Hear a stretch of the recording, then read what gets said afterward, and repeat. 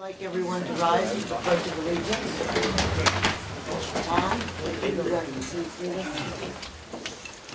I pledge allegiance to the flag of the United States of America and to the republic for which it stands, one nation, under God, indivisible, with liberty and justice for all.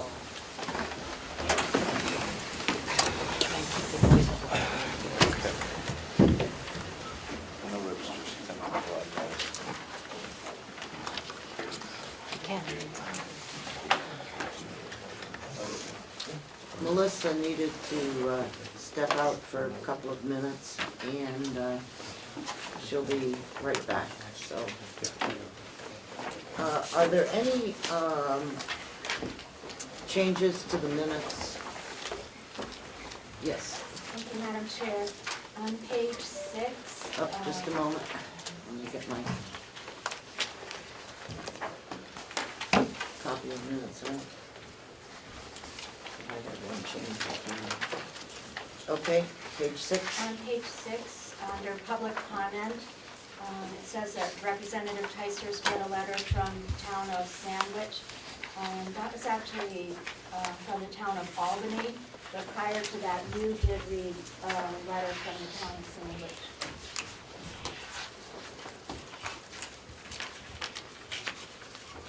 Okay.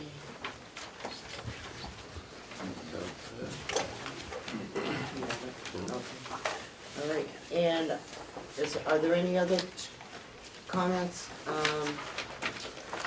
I have a change on page 2. The account number that was listed for Commissioner dues, license, and subscriptions read 100-4100.006, and it should be .037.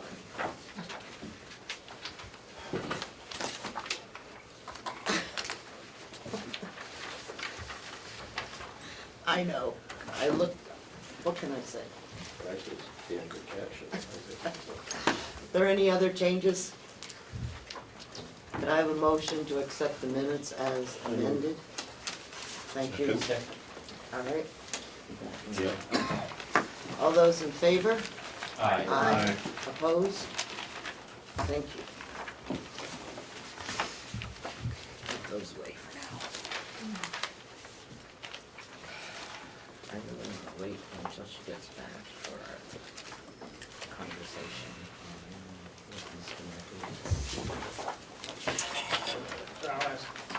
Yes. We were handed out 2 new items. Mm-hmm. Are the only changes on those items, the things that we did 2 weeks ago? A week ago, Yes. whenever it was. Are there more of those handouts? Yes. So it's under Smith and Judge. I volunteered, but now they're somewhere in the, Representative Smith passed off the responsibility. He delegated it. They're delegated it out.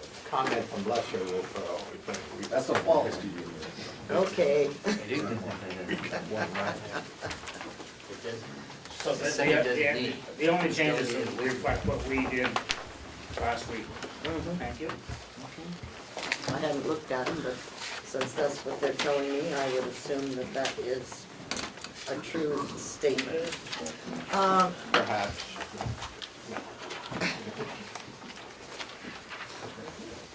I know Melissa has run downstairs quickly and will be right back. And so what I'd like to do is to take care of a few of the items that we did not do last time that I think will be relatively easy. And if you would please turn to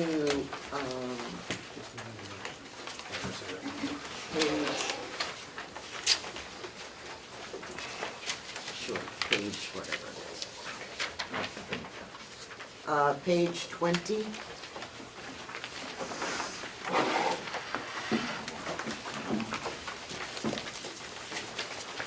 And look at the interest expense.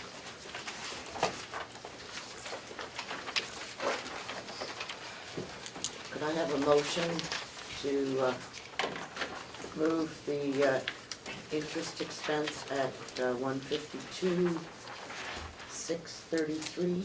So moved. Second. Madam Chair, Yes? that needs to be amended. Oh, okay. We need to add 200,000 for the interest expense for the tan.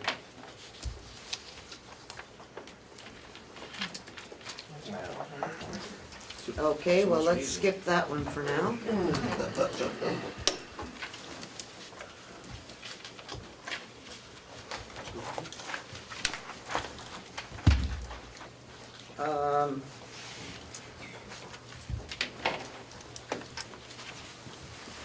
Is the treasurer here today?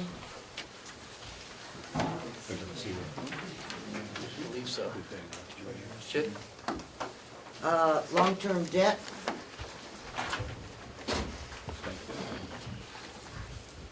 at,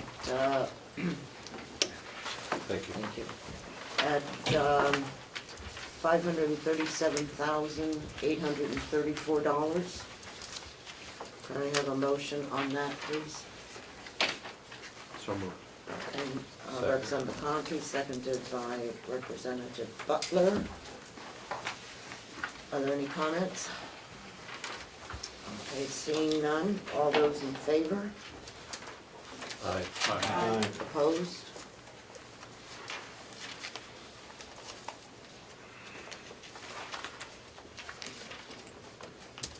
Okay. As you know, we invited Mr. McGlaris here this morning to discuss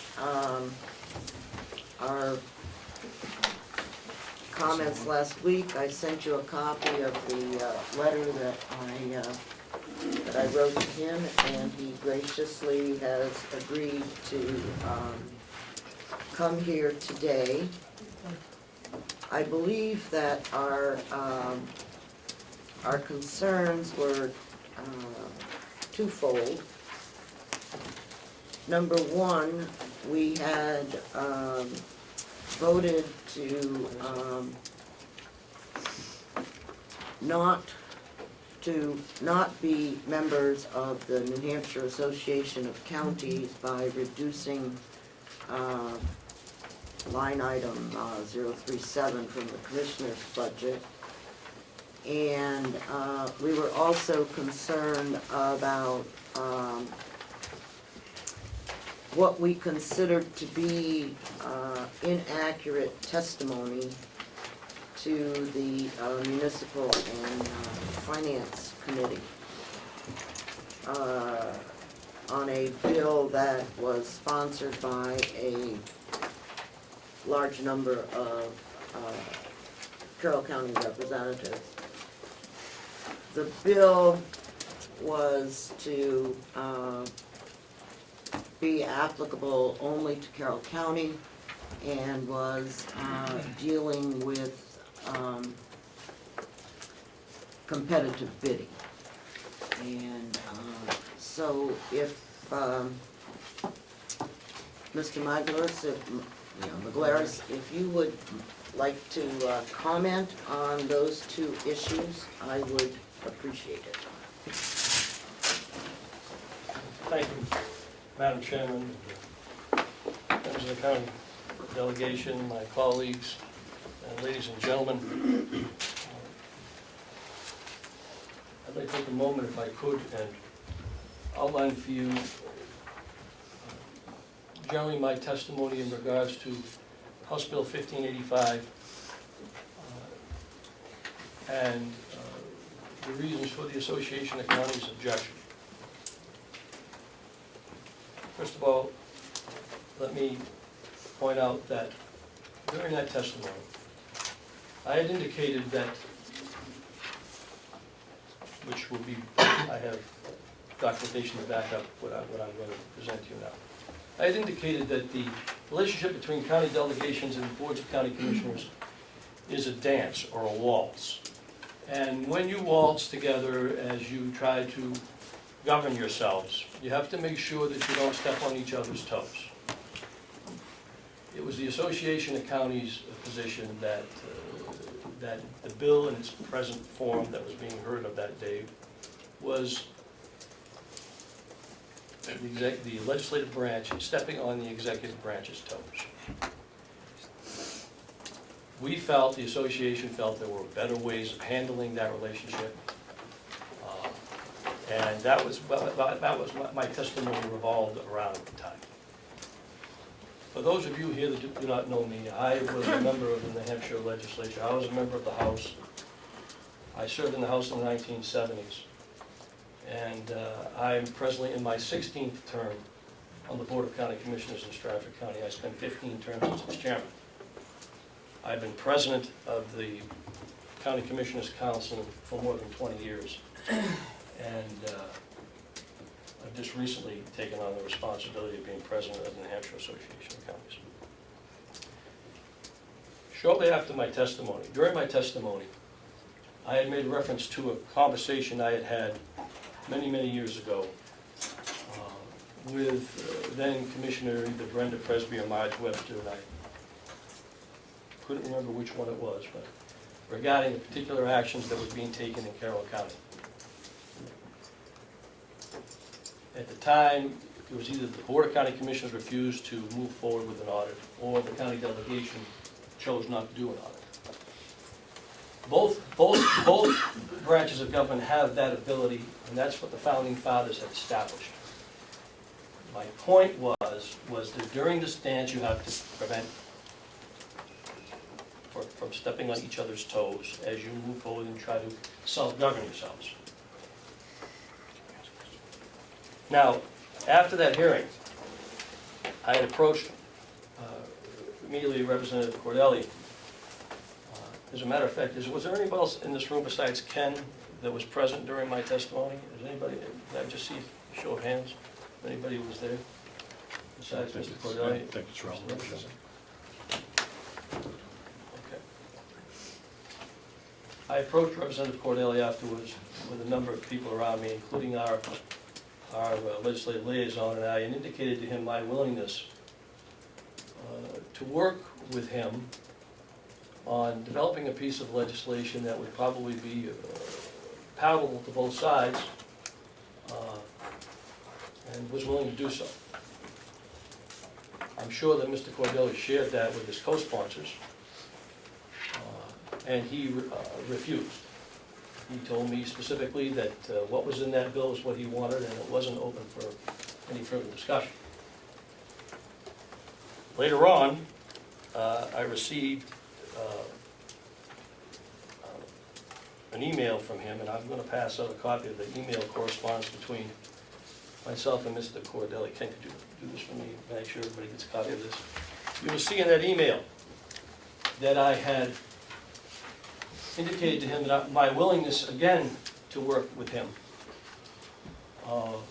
on these particular issues, because frankly, most of those things in that bill I happen to agree with.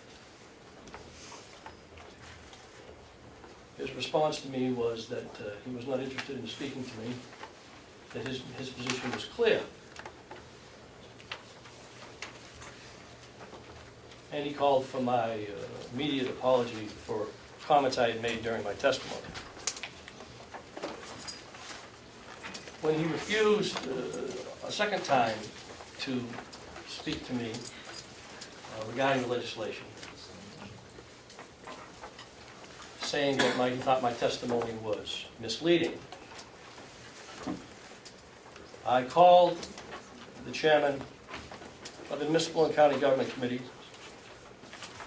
and discussed my testimony with him, and asked him, the committee chairman, Mr. Belanger, if he felt that in any way my testimony was misleading. If it was, I was willing to come and amend my comments so that they would, so that the committee didn't felt misled in any shape, form, or manner. The chairman said that an apology regarding my testimony was unnecessary. He felt that none of my testimony was misleading, and also felt that the comment I made regarding my memory of an incident of 20 years ago was irrelevant. And you know something, he was right. It was irrelevant.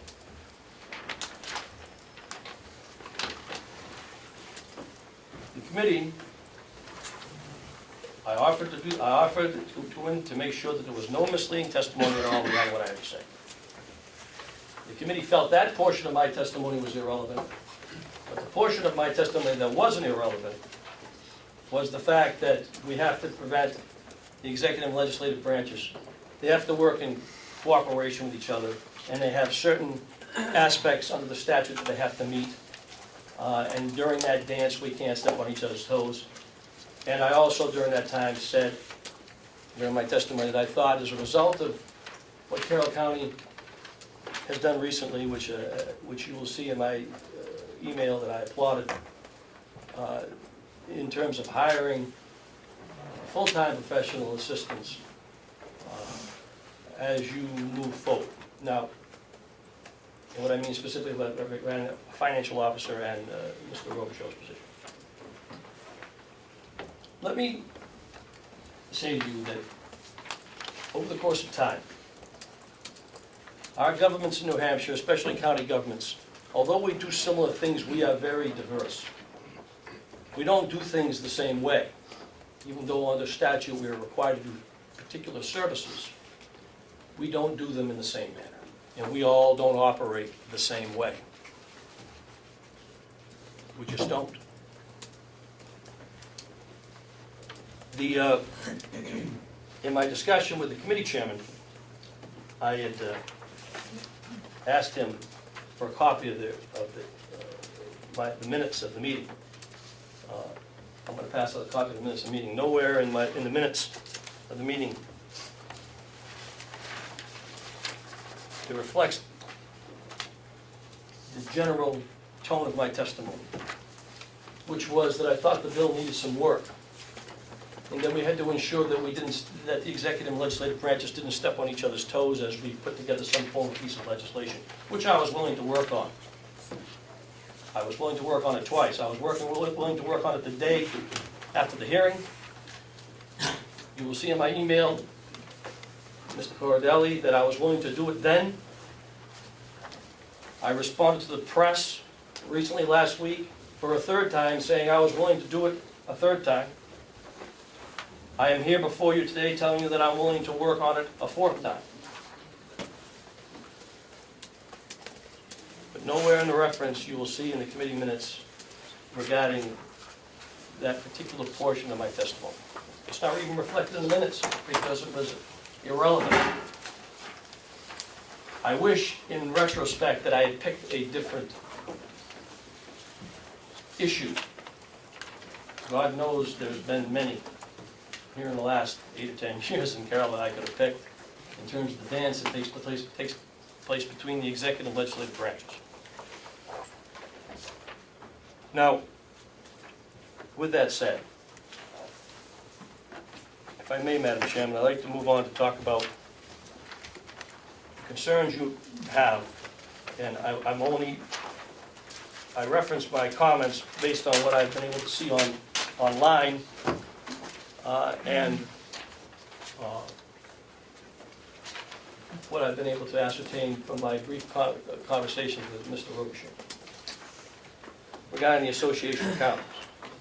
Before we go on Sure. to the Association of Counties, were there any questions on what Mr. McGlaris has said so far? Yes, Representative. Thank you, Madam Chairman. Can you be specific about what your concerns were about the bill, please?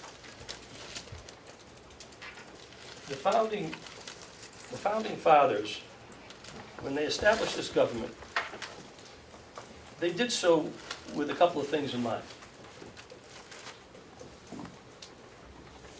I know most of you representatives, those who have been around a while, have seen a perennial bill that comes up where they decide the legislators shouldn't be on the county delegation.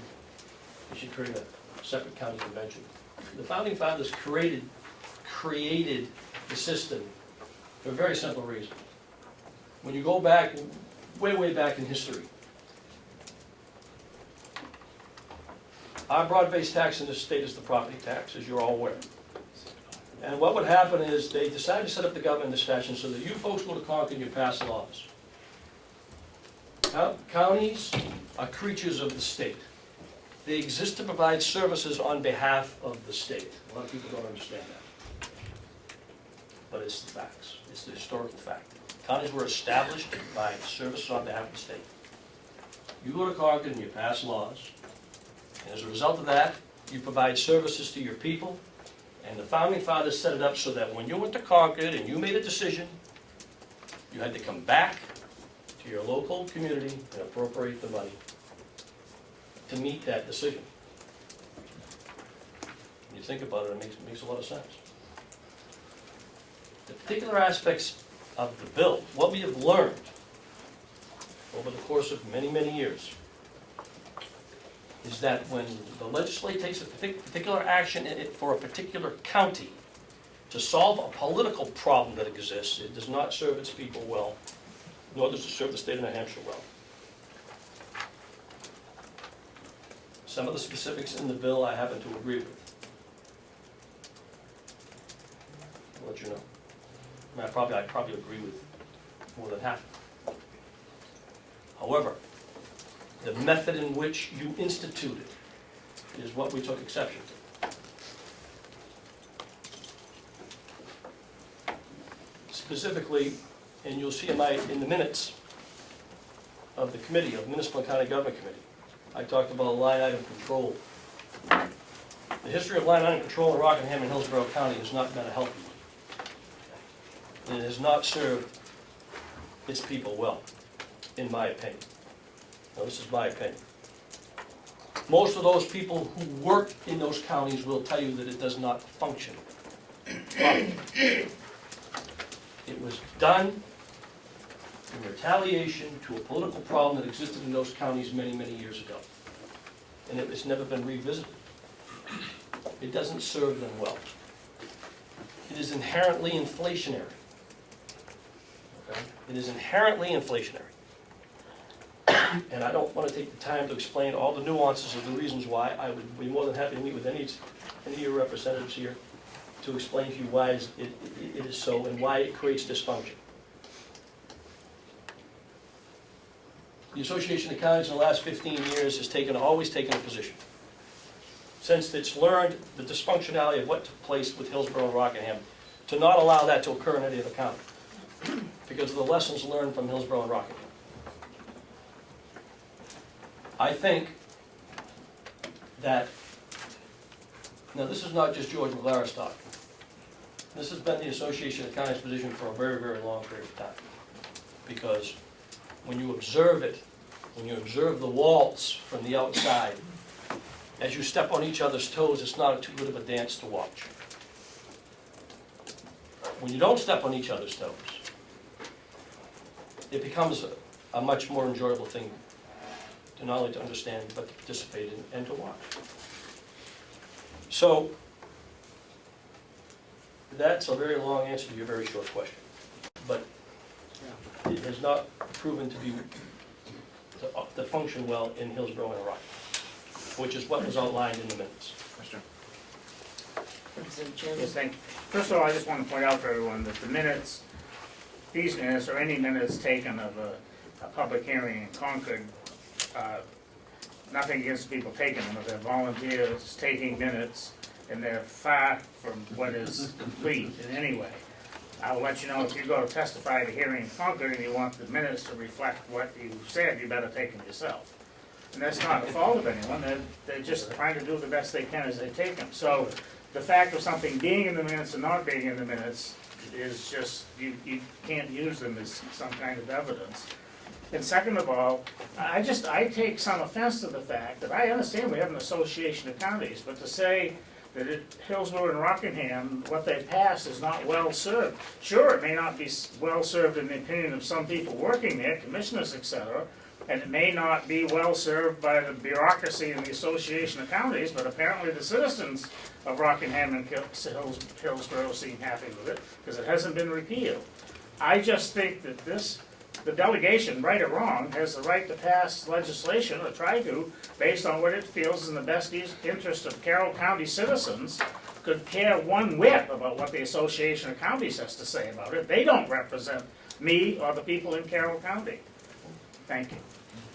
Representative Lynn? We didn't get to the answer of that question of what you disagreed with the bill.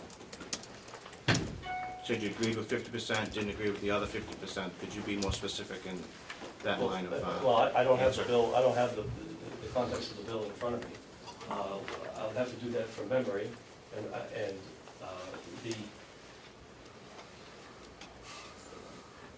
if I remember correctly, and I don't want to talk about my memory, because my memory keeps being called in question here. So, what I'd rather do is set up a separate meeting with you folks if I could, and go over the specifics of the bill. And if you're willing to do that, I'm willing to do that. Perhaps to assist with this, that you could send me an email that describes what your objections were, Sure. and I will forward it to the delegation. Sure. Okay, and that would be, I think, helpful. And I realize that, and I think we all realize that all of us don't have as good memories as we might have. Representative McCarthy. Thank you, Madam Chair. First of all, sir, I don't think you answered the first question at all. Second, the bill was very, very simple. If you had any idea what the bill was about, all it did was add services to the requirements for bidding. That's all it did. It added the services to bidding. What can you have against that? My question really is, if you don't like the way it was instituted, according to the Constitution of this state, which has been in effect since 1784, how would you propose to amend the Constitution so that the members of the delegation and the House of Representatives do not have the ability to amend and change law?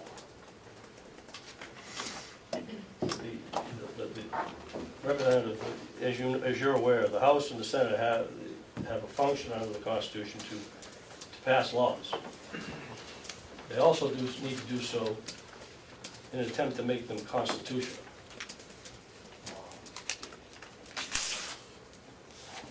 I don't deny the fact that you have the ability and the right to pass laws.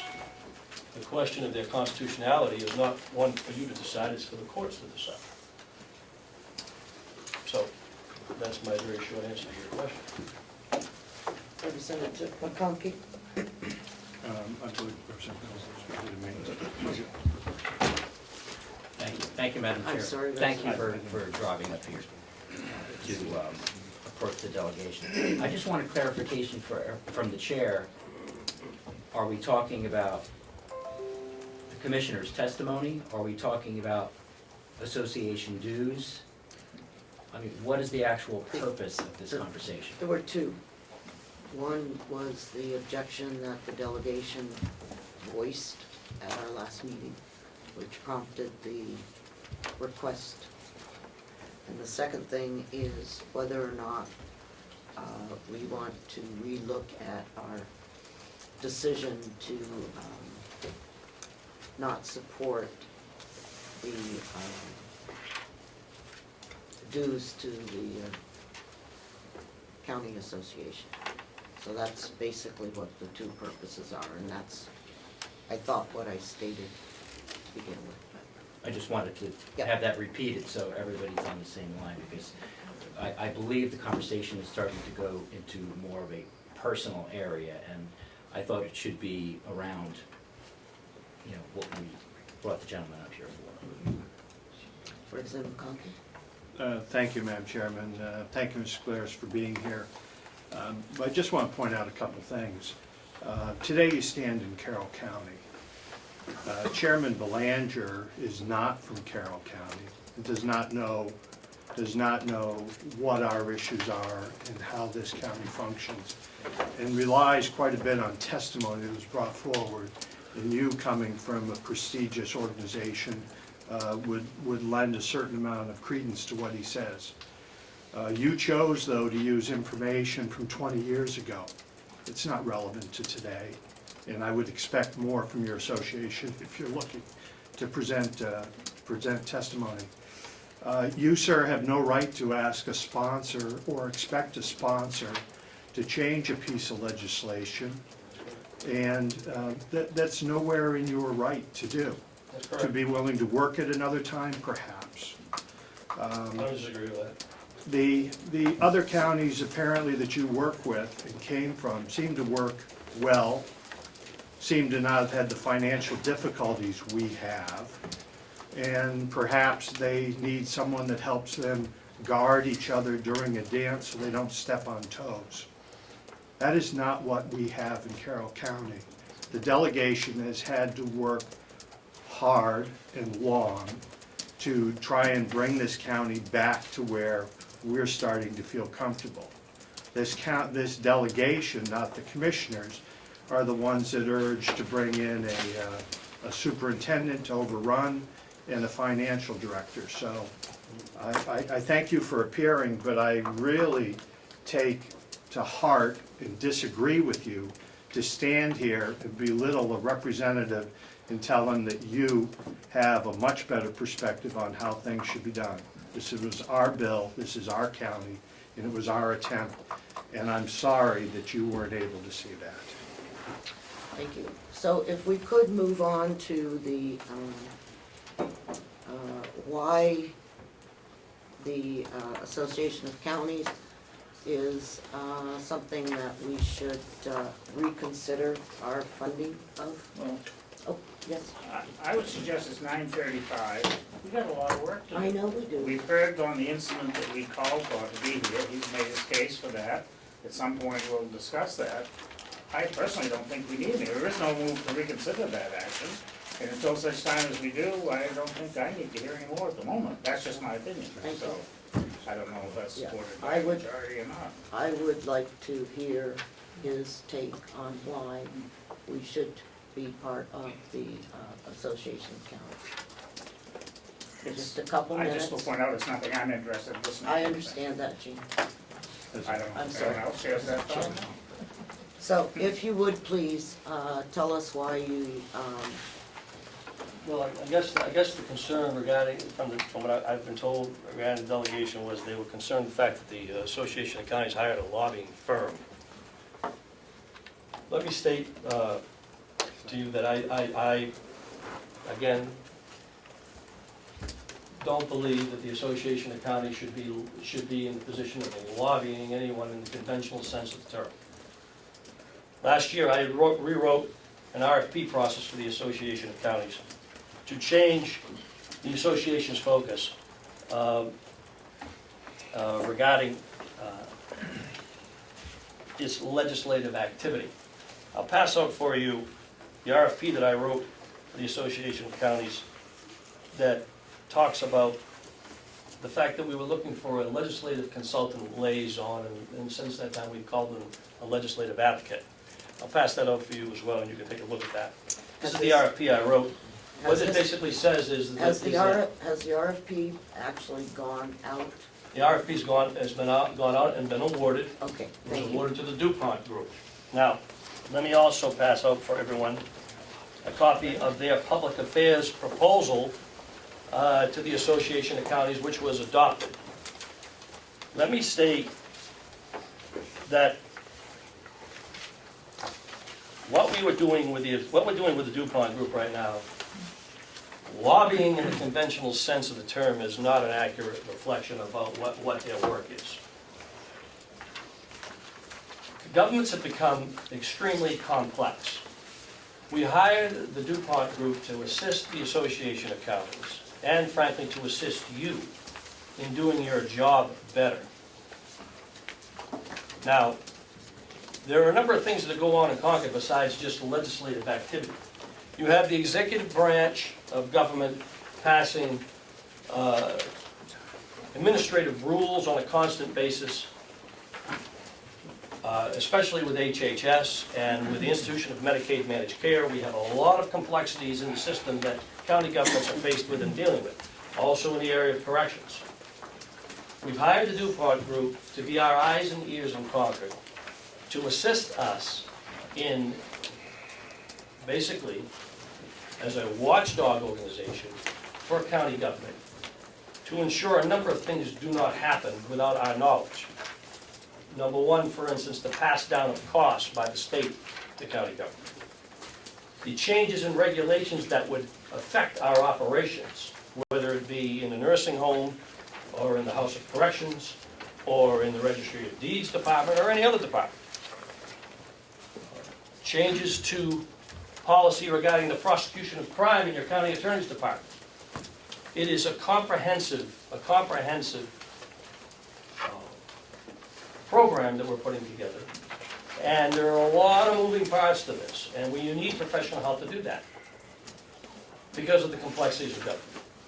So the DuPont Group has been hired as a watchdog for us, and we speak to them I speak to them on a daily basis, but the organization speaks to them through our legislative committee on a weekly basis to go over what's happening at the state level to prepare your elected officials, not only your commissioners, but your registrar of deeds, your superintendents, in this particular case of not only a nursing home, but your House of Corrections, to inform them as to what is happening in the system, both on the legislative side and the executive branch side.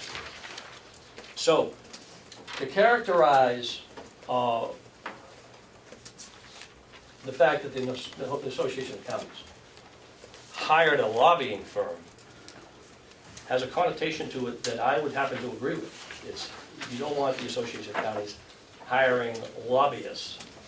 I would agree with that, 100%. But that's not what they're doing. It's a very, very small portion of their job, and they're not lobbying in the conventional sense of the term.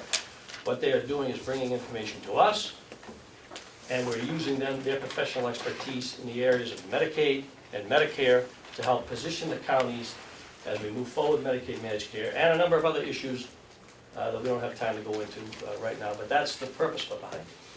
If you chose not to be a member of the association, every county, if we didn't even have an association of counties, every county would have to send somebody to Concord to watch these people and what they're doing.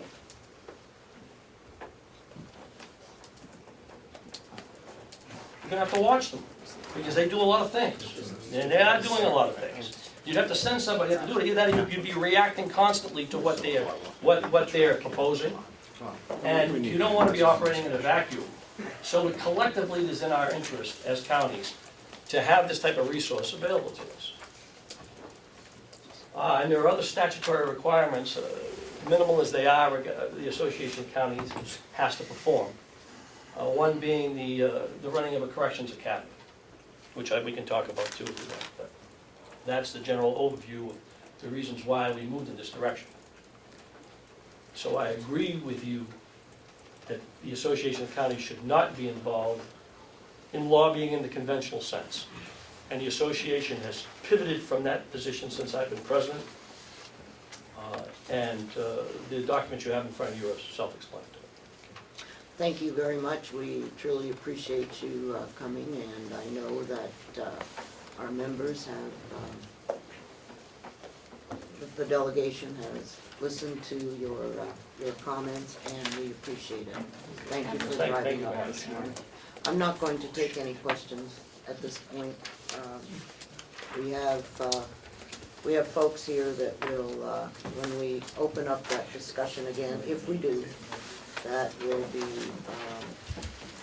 able to answer any questions on that. So. Madam Chairman, am I excused? Do you want Yes. to stick around? No, you don't need to. Thank you. Okay. I appreciate that, Commissioner. Yeah, nice to see you all. Good luck. Okay.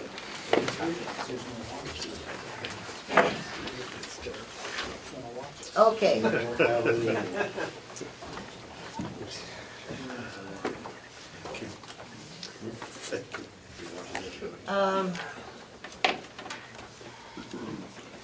Representative Parker. Yes, ma'am. I understand that you had some discussion that you wanted to revisit on the part-time person for the Finance and Human Resources Office. Thank you for telling me that. Where is that? Page one. I think it would be in the best interest of the county if we revisit the issue of a part-time assistant for finance for a limited time, which is still gonna be a matter of debate. I think a year, some people think less, to get through the initial review of getting our financial systems up to date and working properly. And if the financial director is asking for assistance, I think we should actually help them out and to get this up and running into a proper way that we can move forwards. I think a lot of people around this table have expressed interest in helping the financial director. I think our main source of debate right now is for how long do we want to have a part-time assistant? Payroll. Payroll. I would like to revisit that because as we've been working hard to get the county back on a forward track, I actually think this will help us in the long run as long as we don't make it a permanent.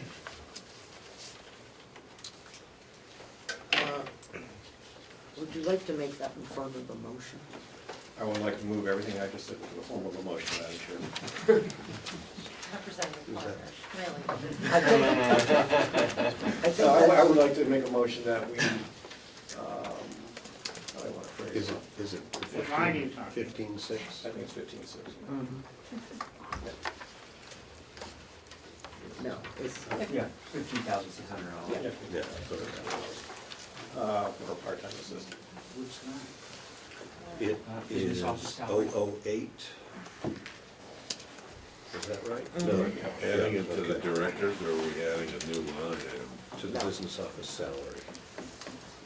Maybe the business office salary. You reduced it by 15.6 and he's talking about it. So if we do put it back, it would also, in form of a motion, would like to have. I am not, Frank, You all are. I am not.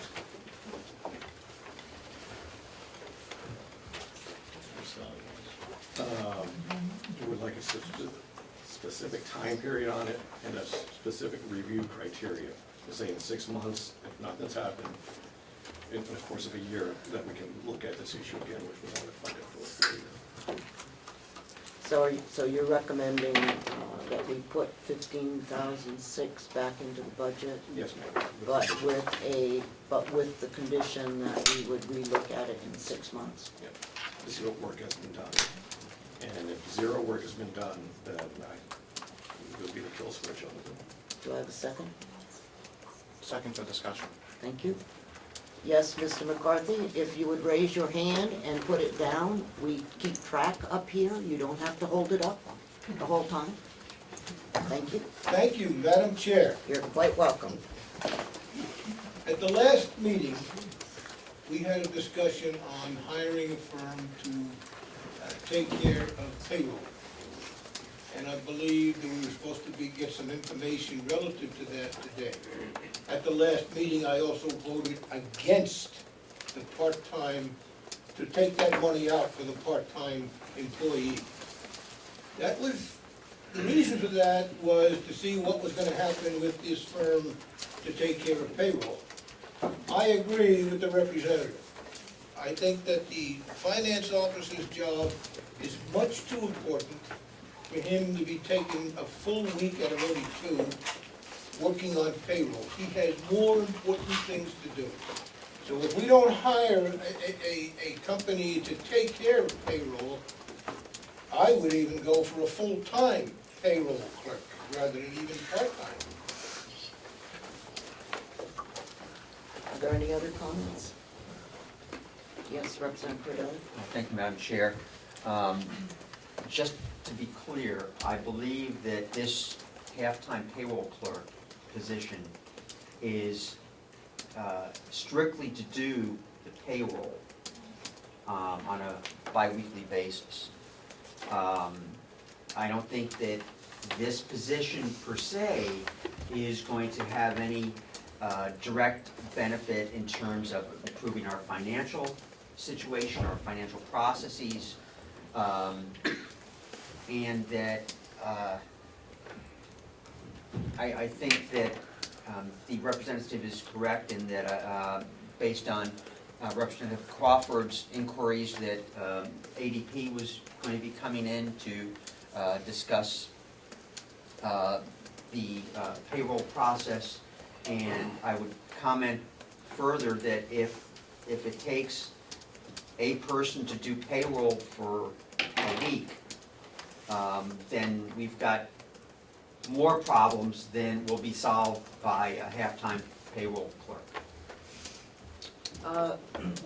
Mr. Robichaud, did you have an opportunity to contact and discuss with ADP the payroll? Yes, ma'am, I did. Okay. In conversation with him, we set up a time for him to come in last Thursday. Last Wednesday, he called and said he couldn't make it, so we rescheduled for this Wednesday at 2. And I kept the representative, Carroll Crawford, up to date on what was happening. So, perhaps we should postpone this discussion until after words, if that's, yes, go ahead. Thank you, Madam Chair. I would hope that we could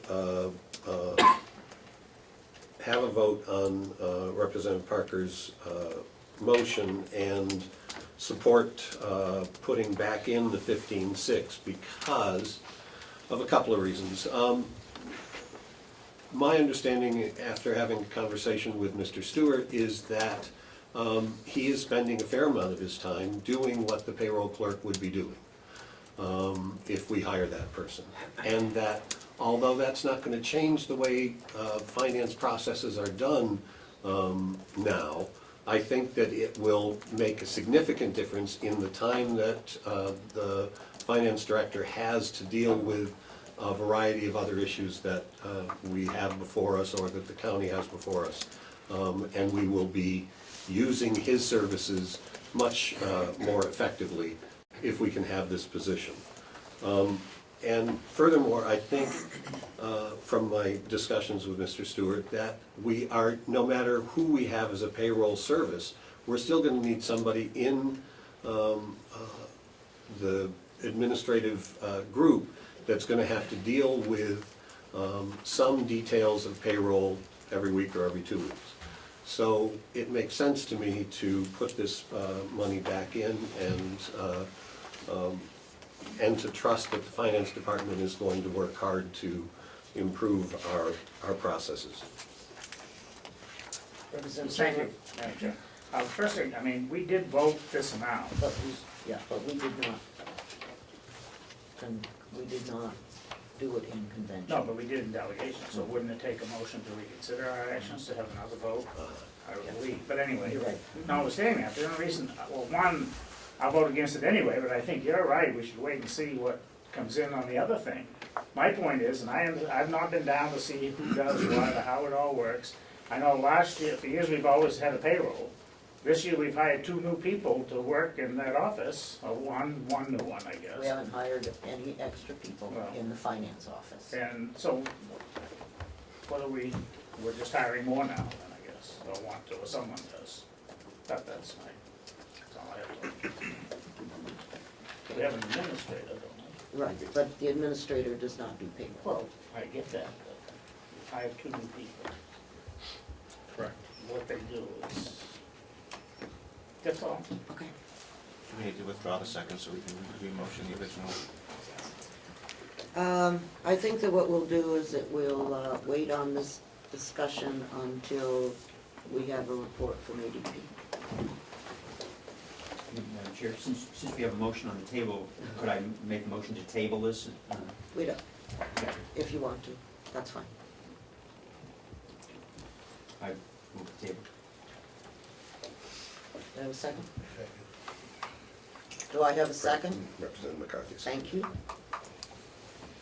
All those in favor of tabling this, raise your hand. Opposed? Okay, thank you. Before we leave this discussion, I know that this job was supposed to be 2 weeks a month in payroll and 2 weeks a month in human services, correct?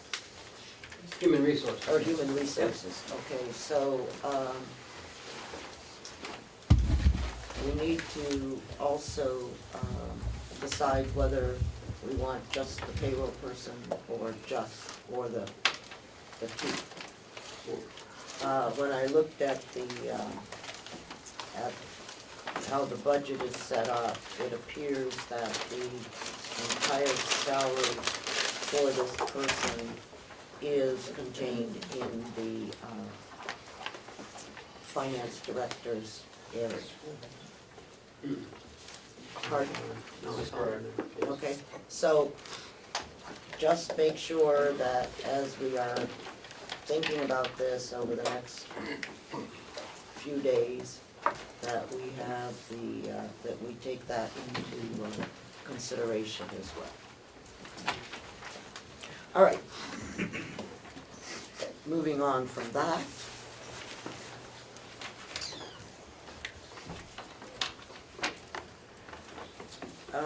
Let us turn to the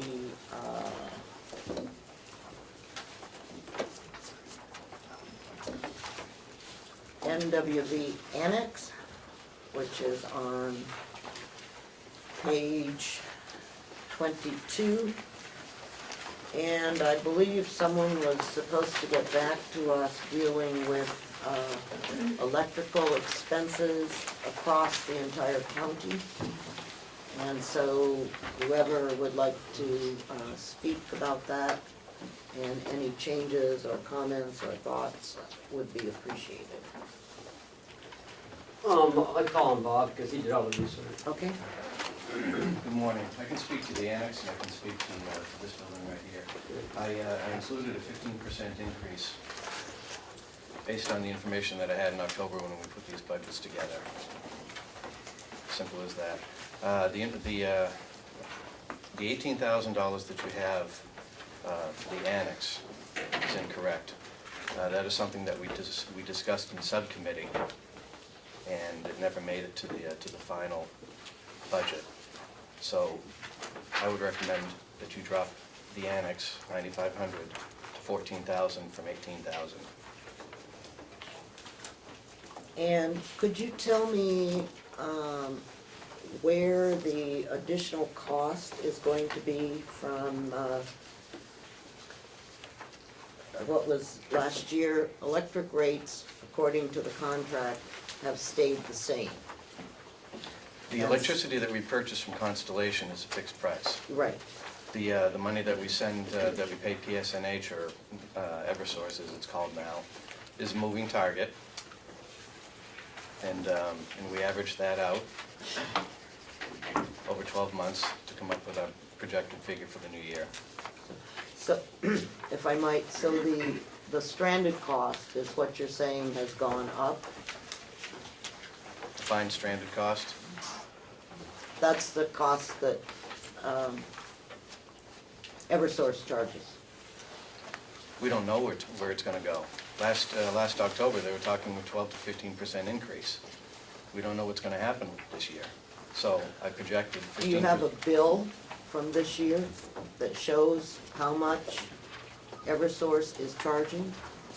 We can come up with current bills, absolutely, but it's a moving target. Well, My recommendation was 15% for the annex and for this building. yes. I didn't hear very well, I'm sorry, but I understand he stated that he had proposed a 15% increase. Mm-hmm. Now, we can argue whether that's the right amount or not, I don't know. But then I thought he said he recommended 14,000 for this line item. Yes, he did. The 15% increase over what we spent last year would be a $1,500 increase, or 11,500. So I don't know what the difference is between the 11,500, which represents a 15% increase, and 14,000. You're correct in your observation, Representative. The number in October, when I put the budget together, is the same number that I had in December. For some reason, that number changed, did not change. It was $10,008 from October to December. It did not change. So if you annualize that, that's $12,000. And I added 15% to that $12,000, which is $1,800, and that came out to $13,800. Rounded up to $14,000. Well, if I may continue. Yes, you may. We are given a number here which says during the year of 2015, we spent $10,009. That's what, we're told that's what was spent. Is that not accurate? When I put the budget together in October, Okay, that's the number just a that I moment. used. I realize October is a long time away. Okay, we've been 6 months. And what you're telling me is in that 6 months, nothing has changed. That you had the wrong figure in, the 18,000 was incorrect. No, excuse me. He's saying now that the 10,009 is not representative of what we spent last year. Is that correct? I don't know. Can you tell me, how much did we spend on electricity last year? I'll try it that way.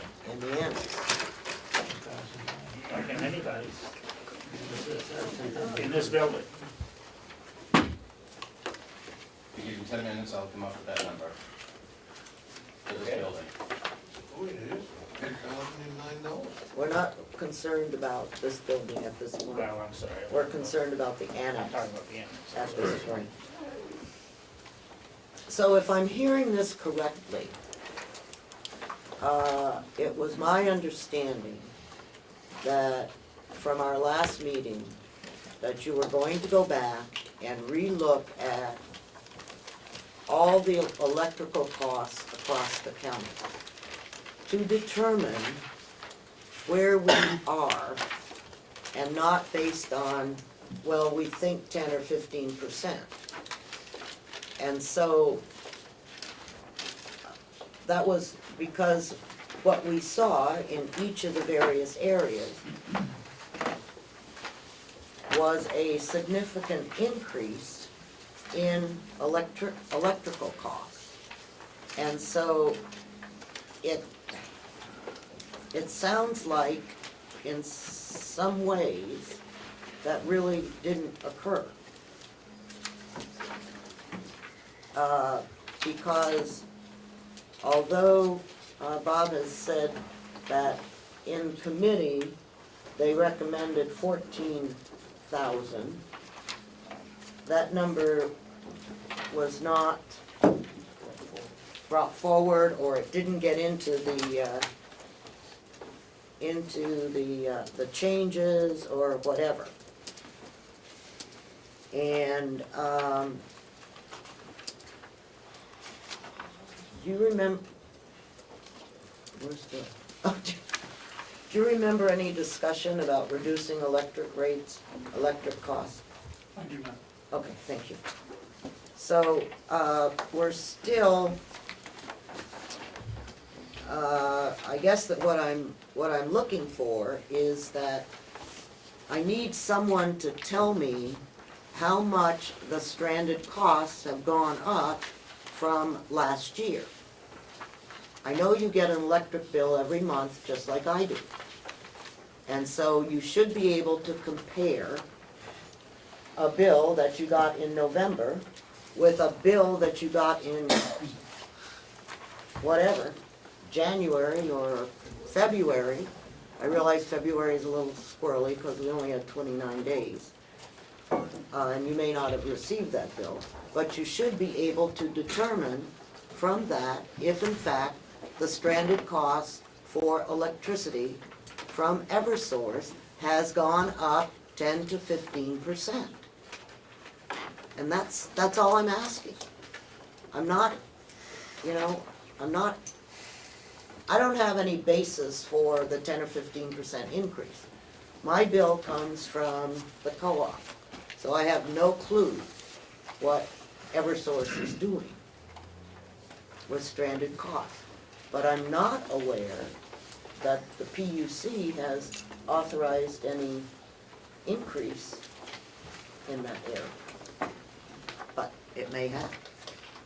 When these budgets are put together, I know, It's all a but that's projection. why we have this time between when the budget was put together and when we approve the budget to make sure that we have identified any of the variables that might have occurred. Right. And once again, I will say, I'm concerned about the 15%, whether we accept that or don't, or whatever it is, that's one thing. The problem is, we're budgeting from a base, which now we're told is not what we actually spent last year. That's the big issue, and that's a huge concern. I mean, not just for this item, but all the way through this thing. If we're relying on these figures, actual dollars for 12/31/2015, and they're not accurate, that's a pretty big problem in many areas perhaps. So that's my biggest concern. For instance, under the electric expense of the administration building, it shows that we spent $43,000 last year. And they're asking for 60 this year, which is much more than 15%. So that's what we need to ascertain, is what was our actual expenditure. And that, and that has nothing to do with October when everyone has to sit down. I realize you have to project these things, that's fine. We can agree on whether the projections are right, but we need to know the base is accurate. Representative Nelson? Thank you, Chair. Do any of these expenses include the Culinary Academy going into the ends? Thank you. I have a question. Okay, Representative McCarthy? Thank you, Madam Chair. I agree with the representative. There's something I don't understand. I mean, you look at the adopted budget for 2015. I know that's not the original adopted budget. We didn't adopt a budget of $10,009.75. So that's been changed. I know it has. And it just happens to be exactly the figures that were spent. So, you know, I don't know how to figure this out if the adopted budget is gerrymandered.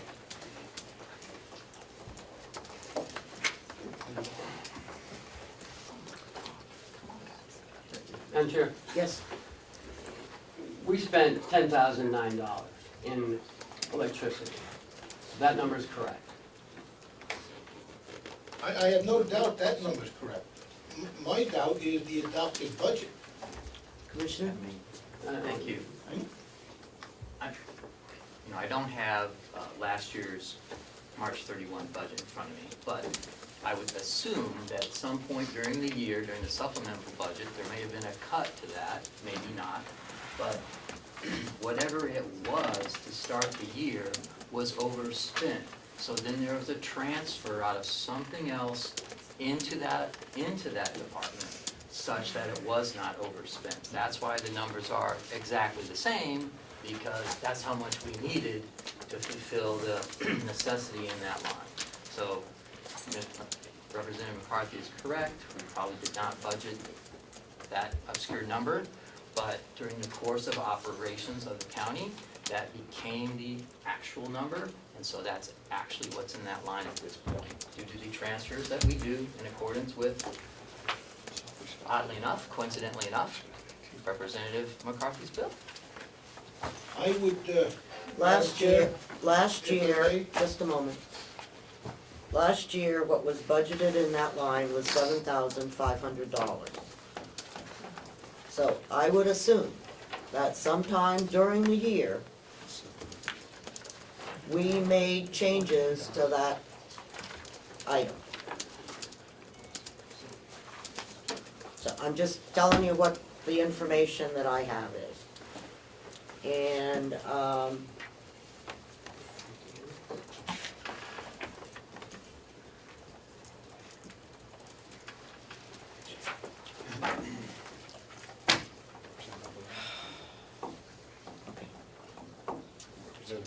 yes, just a moment. Representative Amelini.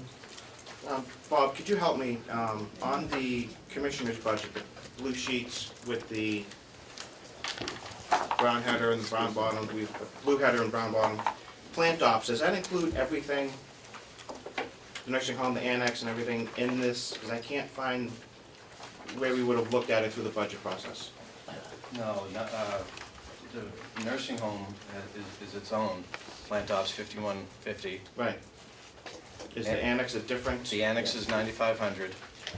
It's the last page prior to, in there, We talked about that at subcommittee. in there. It should be the last page. Yeah, in there,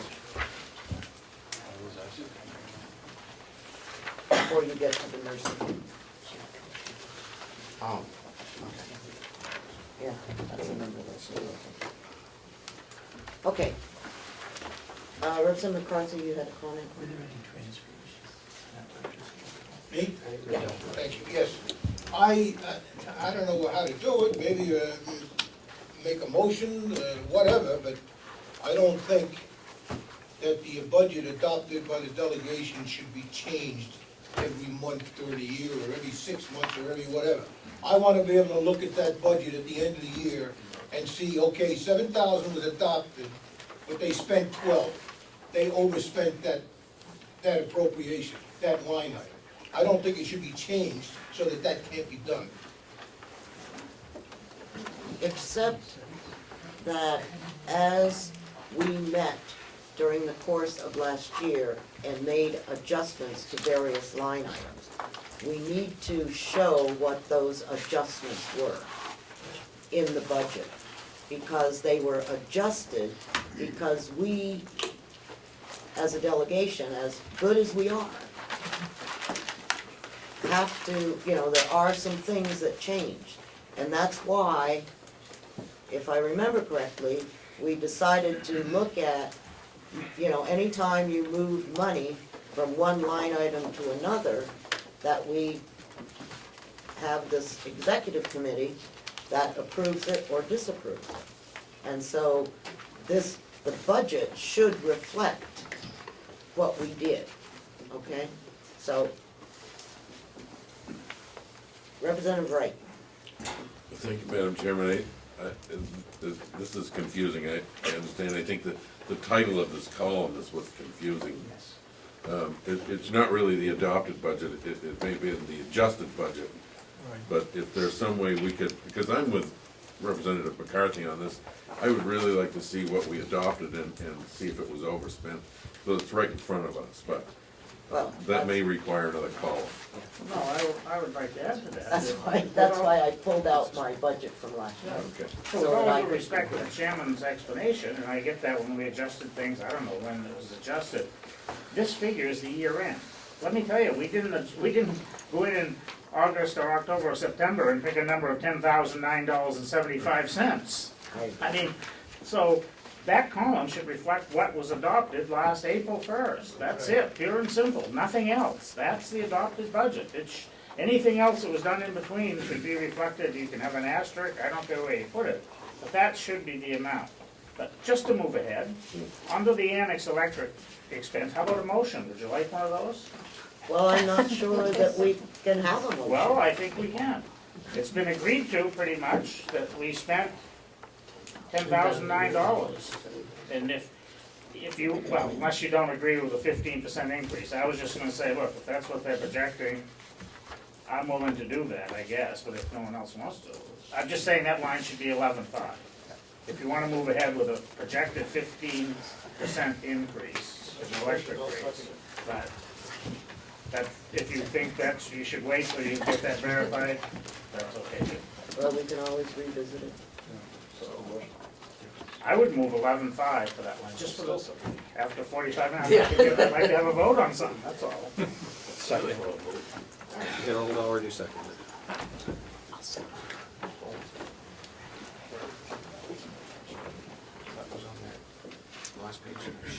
Okay, all those in favor, please raise your hand. Unanimous. Okay, the other question that I had is, why are we putting $6,000 into care of grounds? Bill? I believe that was a redivision of expenses to each building, rather than lump it all into one that's, or the charging different buildings, different fees, portion of a fee, for different categories. So where did that come out of? I cannot answer that. Mr. Stewart, where did you reduce? If you put it over here in all the buildings, where did you reduce it? Where did you take it out? I'm sorry, I haven't followed where over here is. I'm not familiar with what line you're referring to. 81, Page 22. 80, excuse me.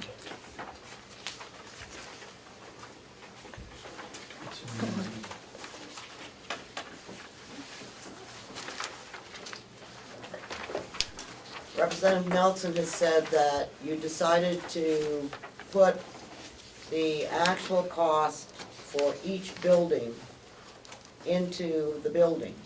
And so my question is, where was this reduced?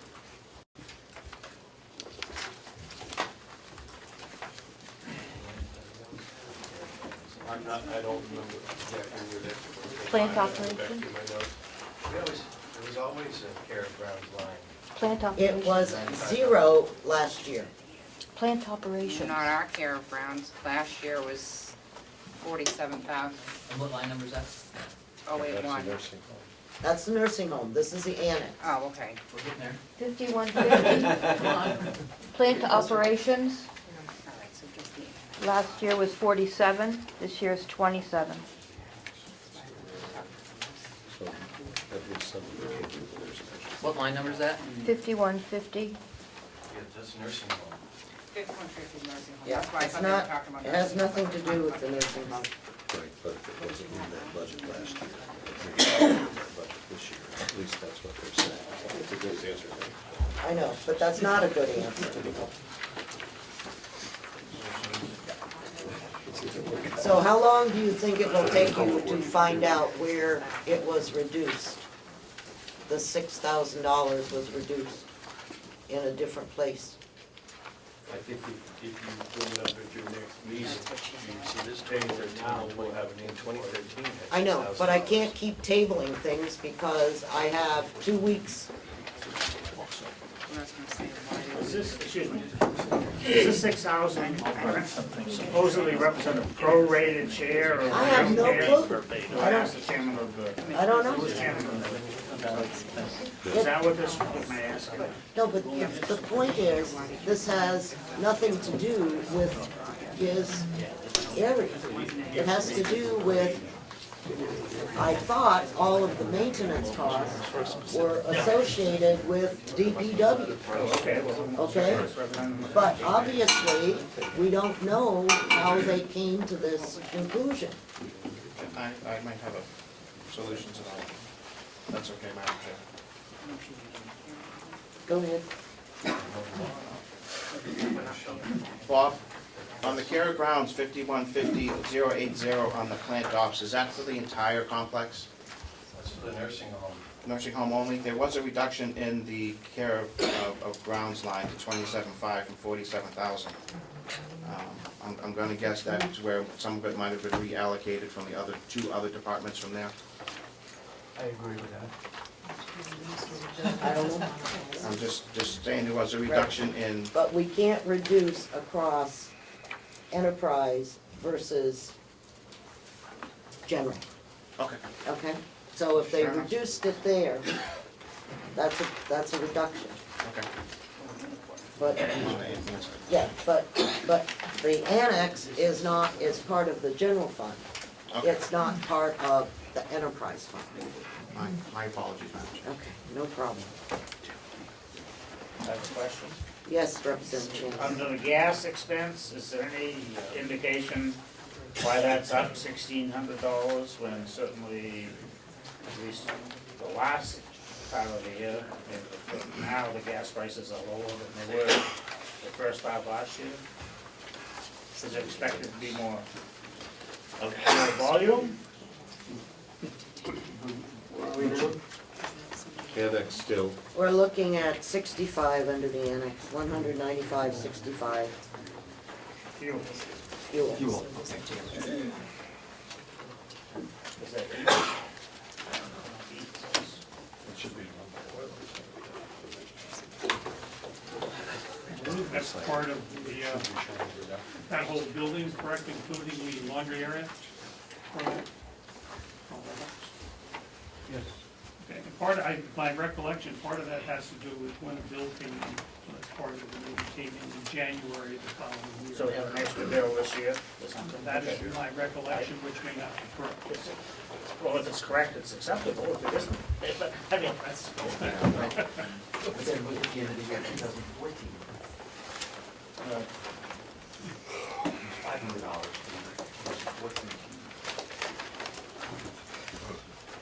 Okay. So this is, what kind of fuel? It's propane.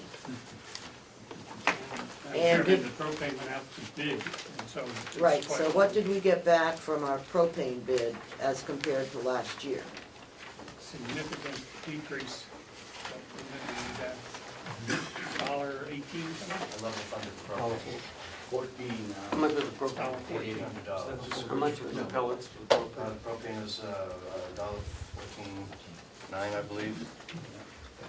Can I'm sorry to have to do this, but I keep hearing these things, the level funded propane. We spent $6,200 last year, and we're being asked to spend $8,800. That's not level funded. It may be level funded budget to budget, but it's not level funded expense to budget. Expense is what we need to look at, that's what we actually spent. And Now, our if we had an propane extra costs- bill, that's a whole other issue, but, you know, And our propane costs have gone down. I get that. Apparently not. Okay, so, obviously, we have some work to do on the annex. Representative Nelson, will you please work with the, folks in, the front office there and figure out what those need to be for our next meeting? We did approve the 11th. Representative, Yes, we did approve the 11th. Commissioner Alderman made a good point, that we are burning less pellets because the cost of pellets is higher than propane right now. So we're going to be burning more propane.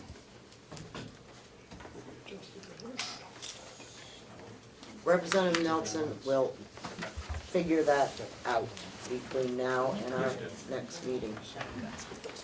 Okay, why don't I do something that we can agree on? Sure. Second.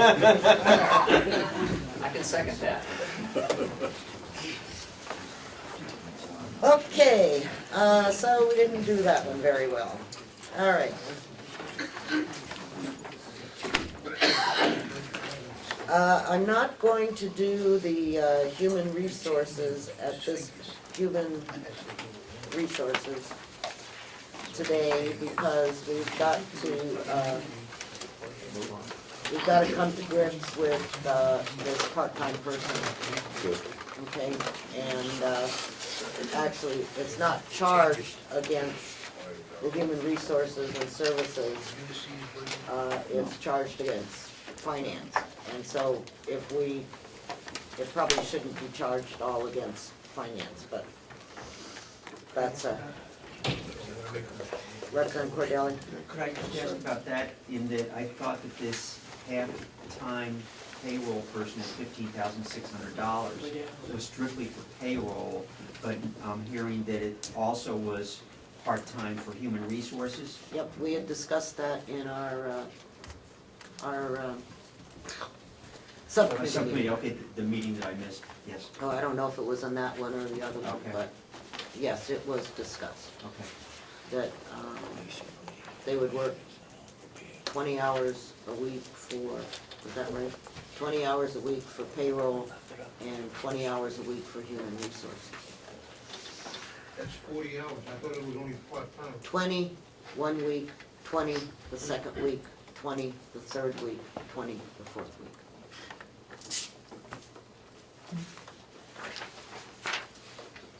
All right?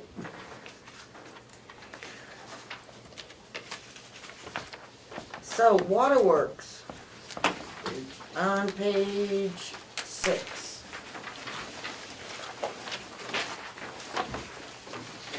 Six. Oh, it's 0. Forget it. That's one that's moved. Okay. Yes. You're gonna read this over, okay. Madam Chairman, I would like to reconsider victim witness, which you'll find, I believe, on page 7. Do I have a second? Second. Thank you. It was brought Can we to... have a vote, please? All in Aye. favor? Opposed? Looks like it's 1, 2. I just don't understand why we're reconsidering. That's okay, don't tell us. Okay. Okay, go ahead. Thank you. It was brought to my attention after we'd gone through the process on line 017, education and conferences, which we had tagged or agreed at $1,600. It was brought to me that they have received a grant for $700 more than what they thought they were going to receive. They would like to take advantage of that educational opportunity, and I'd like to move it from $1,600 to $2,300. Second. And I think you need to make the motion over here too on revenue. Are we getting there today? No, Okay, can't you tell? yes. I can't get through electricity. Madam Chair, I'll note. Yes. this is unnecessary because that grant part is now, as you directed at the last meeting, in separate 200 fund. So when you go back and approve the 200 fund, you will approve that changing the grant. What you do need to do is approve this budget with the grant removed from it. So you have different numbers than you had at the last meeting.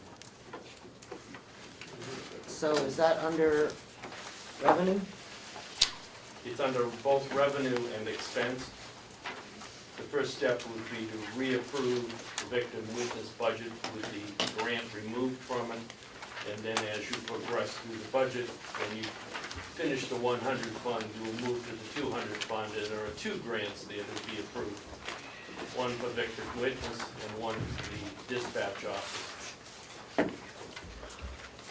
So of the 1,600, how much of that is grant? All of it.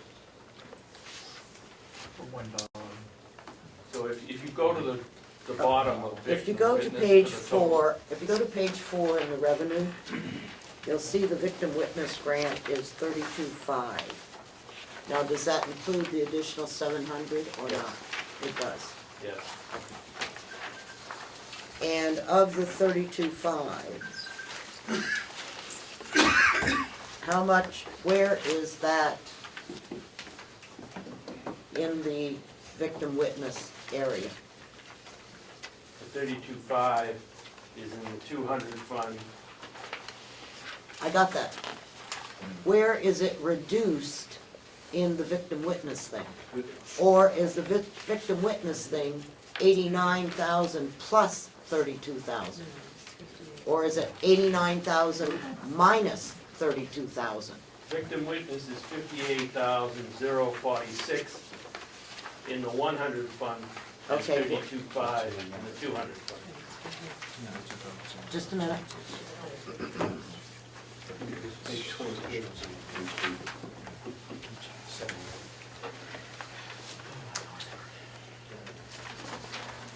So on page 8, as I have it, that's a bottom line number. Okay, so you have taken out the things that were, yeah, you've taken out the things that are grant funded Correct, and put them over in the 200 fund. yes. And so the bottom line for the general fund is $58,046. Yes. Okay. Would you make that motion? I would remove my motion then to increase. No, but why don't you do the motion? The motion to $58,046 for total expenditures for victim witness, page 8. Yes, My question is, regarding those grants, I know they're there somewhere else, but we didn't vote to transfer those anywhere else last meeting, did we? But it's okay if they are, but I don't think we, my point is, I had asked the question, if there was anything in these new sheets we got different than what we had been voted on last week, and I was told no. No, here's the difference. Are there any more? Or we just, I was preferring not to have to go through this whole thing line by line. Apparently, that may be necessary, but anyway. we had discussed at our last meeting taking the grant out for the sheriff, Right. okay? And that was the only thing that was discussed. Yeah, certainly I'm not, my objection is not to what this is doing in Representative McConkey's motion. It's a point of order or something regarding, are there any more changes in what we've been given over what we had before, or what we actually voted on? That's my point. I have no idea. Well, I don't either, man. Well, let's ask. There it goes. Total mass. Thank you, Madam Chair. Other than this change in the victim witness assistance grant and the changes that we made last meeting in the new expenditure and revenue sheets that you handed out, are there any other changes that you made that we should know about? In addition to what you've just mentioned, we also changed at your direction the grant in the Sheriff. dispatch office, taking the 349,000 out of that and putting it into the 200 fund. He's only got a victim witness. No. Right, no, I was asking overall if there were any other changes. Thank you. All right. So, Representative Chandler, are you suggesting we need a motion on the 32.5 grant for victim witness? Well, I think at some point probably, I don't, yeah, but it should be. All right. So, Mark, We can make that part of his. I just got that number, I'm sorry. 32.5. So I will make a motion to accept $32,500, which is grant money removed from the victim Just witness, say for victim witness. for victim witness. Second. No, Sharon, you already have a Oh, motion. for acceptance, I'm sorry. Pardon? You already have a motion on the floor. Oh, we do? I'll remove For the that. 58,046. Okay, he got rid of that. Okay, thank you. And the second did as well. Okay, thank you. Sorry. Okay, so this is a motion to accept the grant of $32,500 for victim witness. All those, oh yes. Just a question, the bottom line for the 100 fund, general fund total for victim witness then would be $57,346?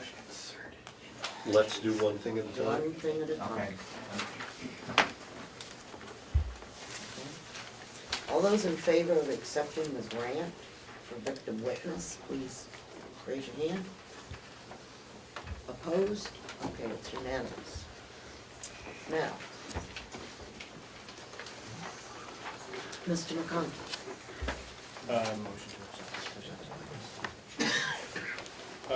Madam Chairman, I would like to move, before I go there, I'm gonna move $58,046 for victim witness as the grand total.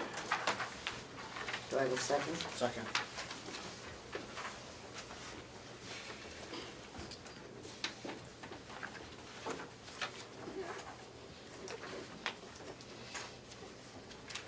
Well, my numbers don't add up. Yeah, the So- grant- 32, that's something, I don't know whether the grant That's- figure's wrong or something.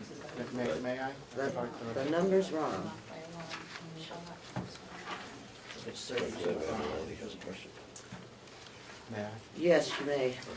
There was an increase of $700 in the grant. The budget that was passed was $89,846, and if you add the $700, gives you $90,546, which is what the 32. Yeah, but the $700 grant wasn't in here,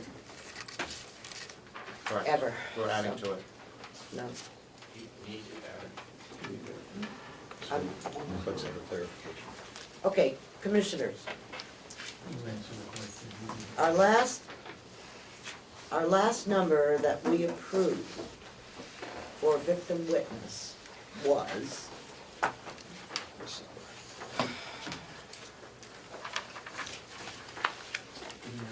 $89,846. well, I'm not sure. Okay, 89,846, okay?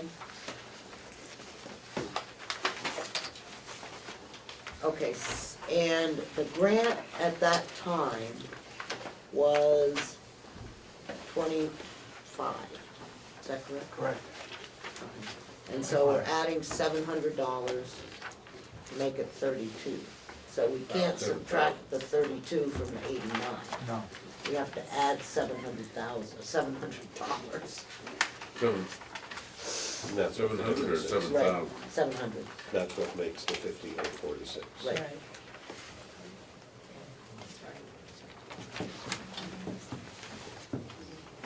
So my motion still is correct at 58,046? That's correct. Madam Chair, I have a question for discussion when we have a moment. Certainly. So I need a memory refresher. The commissioners recommended for line 9, I believe it is, salary base of $50,440. For the subcommittee, reduce that to $25,140. That's a really, really big drop, and I don't remember that. Where she is. Right here. The salary was transferred to the grant. Transfer to grant, thank you.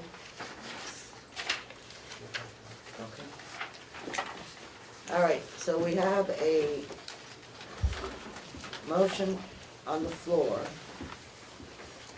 for the victim witness at $58,046.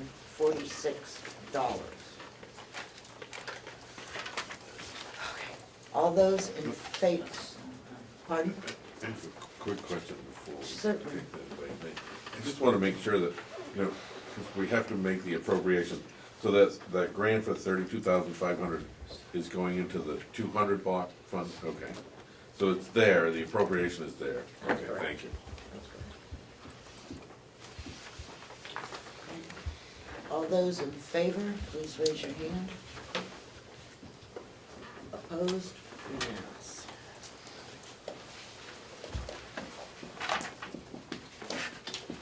Do you have any other non-controversial? Oh, there's still looming, but no. Okay. So, yep, okay, well, I was trying to do things that I thought might get us someplace. Okay, nursing home. Bill, Thank you, Madam Chairman. There are 3 issues that we'll get to in a minute. You will notice on page 24, the number for medical insurance. Okay, there was a decrease in the cost of medical insurance of the people who need to be covered, that type of thing. You notice the big increase though from the prior year, and that has to do with cost shifting from different departments and all lumped into one. You get into laundry, you get into sub-departments. That now is on that line. We disagreed with the commissioner's number. We felt, after talking to the Howie, et cetera, over there, that there would be some decrease in people needing coverage. So that was the reason for that going down $100,000 approximately from the commissioners. which line, I'm sorry. We are in the beginning, line 12. You notice it went from 58,000 up to 1,541,000.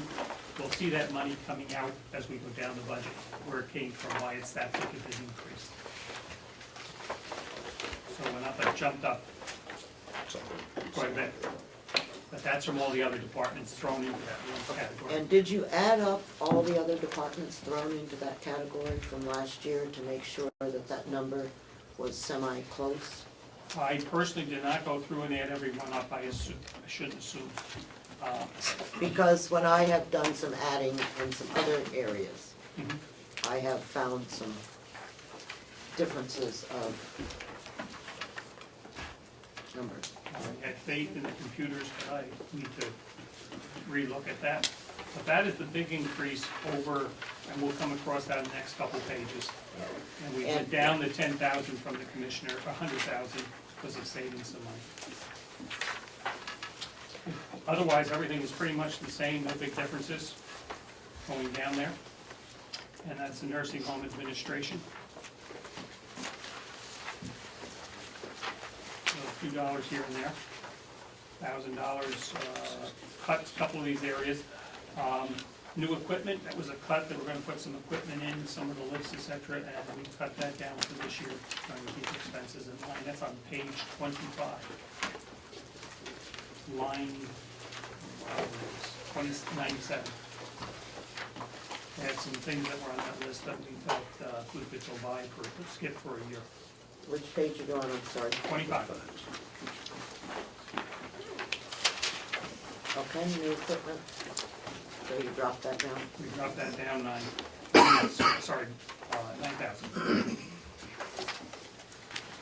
We go down to the Okay, nursing, while we're looking at that. Sure. Why did our photocopier expenses go up 4,000, 3,000, $4,000? new machine, new copier, and the expenses that go with that.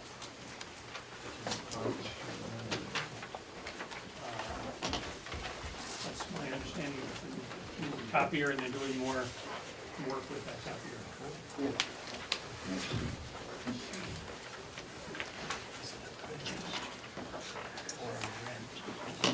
Okay, next. All right, and if we go down to the next department, dietary, we didn't think we needed that much overtime, based on information we had, so that was lowered.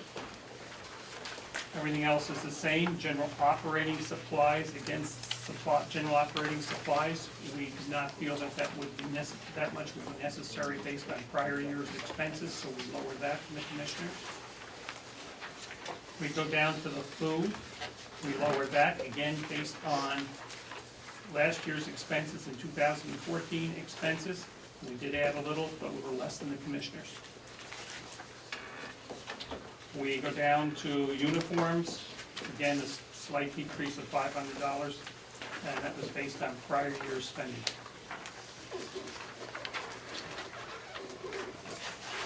Continue with dietary on page 26. We increased that one. Equipment maintenance, I know some of the things were wearing out, we needed to spend more time fixing them as they age. So more time and money had to be spent into doing the repairs of aging equipment. Here's an example of our problem on line 62. Yes. Dietary has reduced the propane gas under last year. Okay? It's gonna come out throughout this time, you're gonna see it. But it has not followed through across the entire budget. Right. So, you wonder why I get confused and annoyed. I haven't had that one. We're gonna see that later on as well, it keeps flagged it up on that. Yes, Commissioner? I would interject my speculation that the reason why propane has gone up in some areas is because it's more cost effective to use propane as opposed to oil heat when we have the opportunity to use an alternative.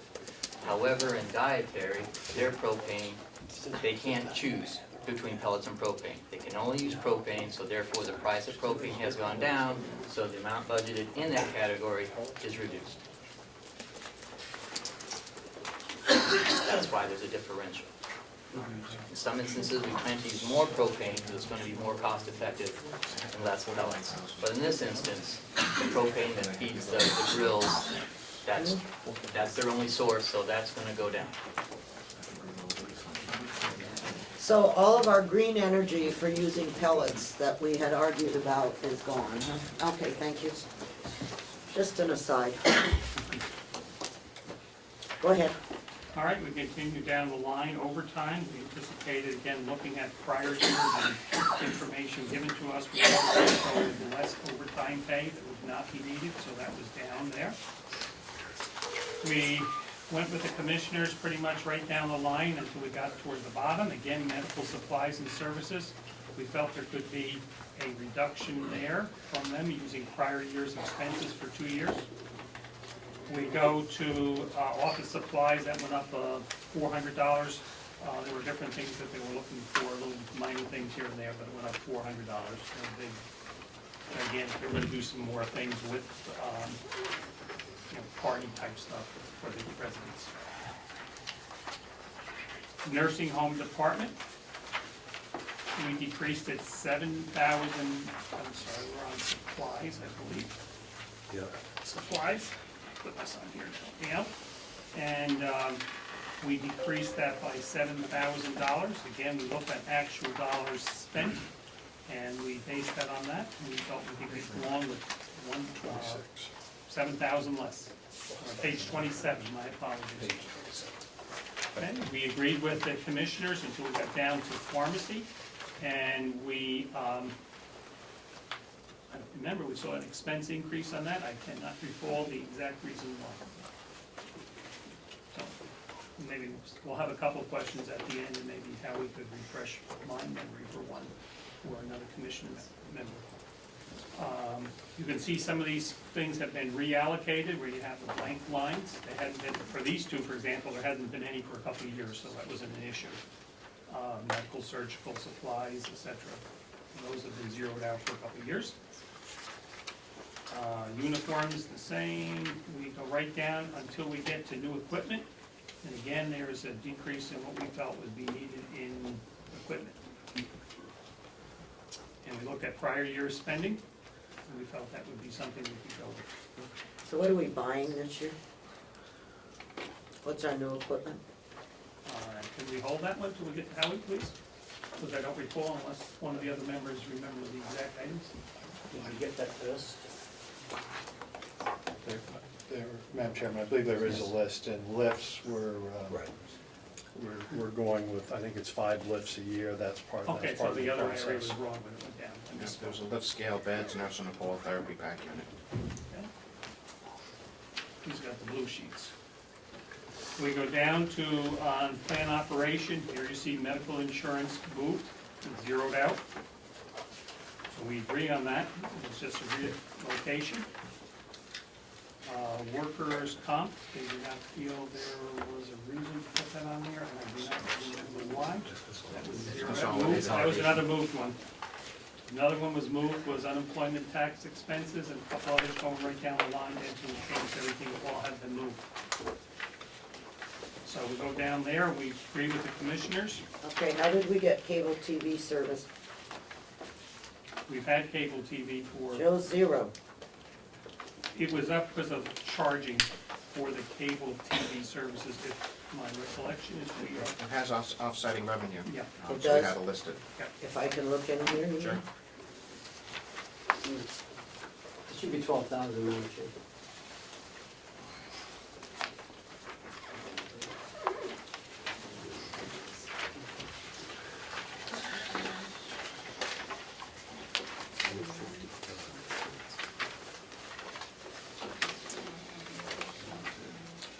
Bottom of the page 5.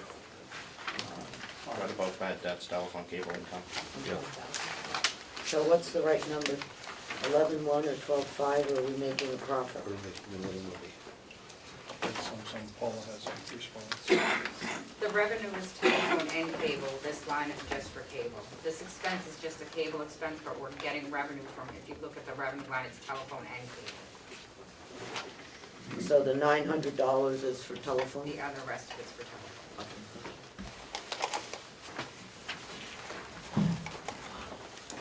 So where are we showing those telephone expenses? And then Is it's that- right, the admin, 5,100.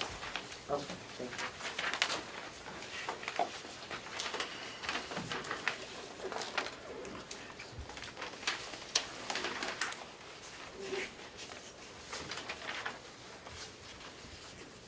On page 28, we run into the same issue with electric, which we'll have to address later. It was increased, wrong numbering along somewhere in here created a problem and needed to be raised. But we need to look at that whole issue when we look at the other ones for the electrical expenses. Yeah, last year was 227,000, because we had to move money into it.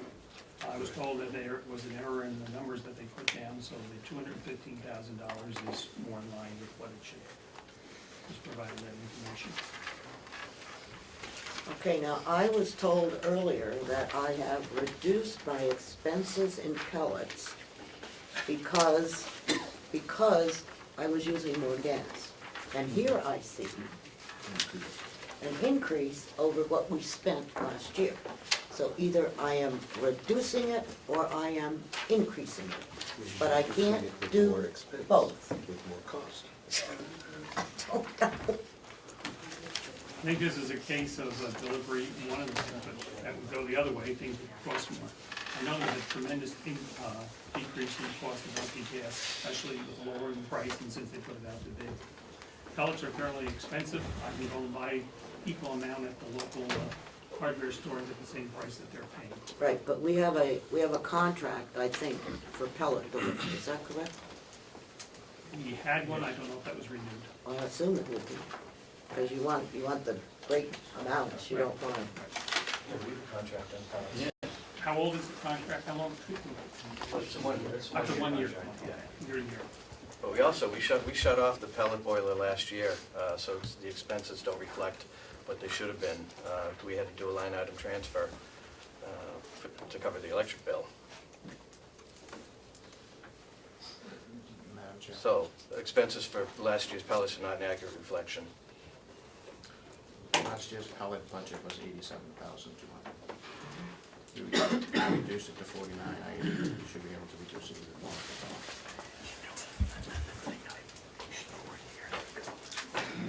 Well, one would think. Well, let's skip pellets, I don't want to argue about them right now. Septic removal, that's been moved to a different area, different department. Move down, and pretty. Tell me about travel expenses. They didn't go any place last year and now we need $400. To catch up from some things that didn't happen last year, we were very fortunate that they could not expend any money to help this year, that there would be some expenses in traveling that they did not incur in 15 and 14. And if I could, Yes, the effort to increase our skilled census and for staff to go to hospitals and do some marketing as well was the part of that reason. you don't want me to talk about skilled and unskilled, skilled business. Good. Because you look at the skilled revenue and you might well get out of the business. It's from January to March.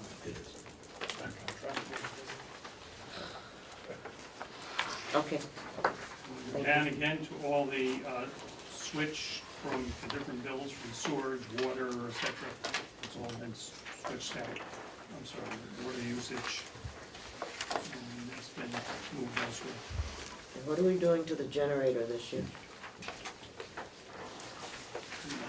Replacing the transfer switch on the old generator. Pardon? Replacing the transfer switch on the generator that serves the old nursing home and the sewer plant.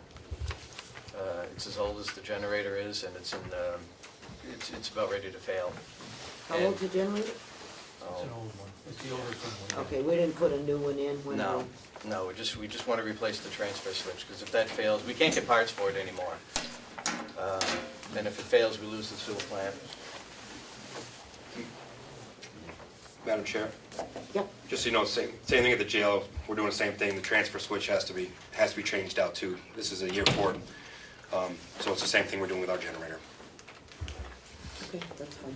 And it's over, it's right around $5,000 for the transfer switch? No, it's 10,000. We're splitting the cost between the Department of Public Works and the nursing home, because we both share the generator, so we're sharing the expense. How much is a new generator? Probably 6 digits or approaching. I mean, I hate, if we're throwing good money after bad, we should. Thank you.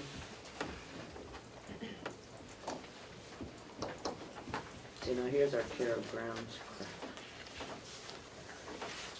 Go ahead, Bill. Okay, we go to the laundry department, we agree with the commissioners, there's no issue that we disagree with on that. And with the same bond number as they did on that part.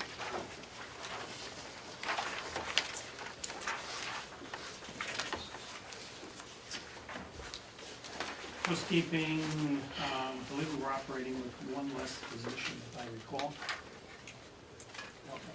Paul? One less? 1.6, we backed out. 1.6, okay. And they were able to work around some other folks helping out on that. Social Security would be down because there's less money going out for salary.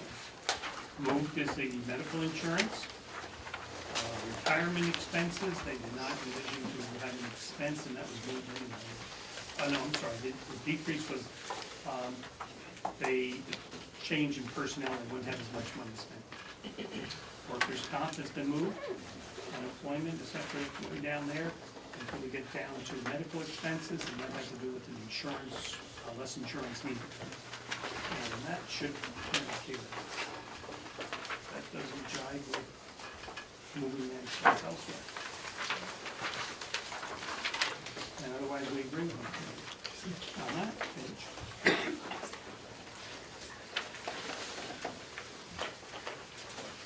So you'll see the decrease in the housekeeping. We agree with the commissioners on physicians in pharmacy. Physical therapy department, we have a fairly big decrease in that. And you see salaries, that is a decrease, excuse me. And we'll come back to that if you don't mind. And that works its way through the budget for medical expenses, Social Security, retirement as well. So that decrease in salaries will work its way through the system. Medicare expenses as well. And that's the major change there, which we'll back up. Chair, may I ask a question at this point? You may. Thank you. So here you said a significant decrease in salaries for physical therapy, I just wonder why. We have the, Just a moment. I believe he said that we would address that at a later time. And so I'd just like to address it all at the same time. So that that's what you said. Yep. So, yeah, we go on to the rest of physical therapy, and we agree with the commissioners. We go on to recreational therapy, and we work our way down, and it's pretty much everything's in line with the commissioners on the first page. And we go on to the second page, and just a slight adjustment there.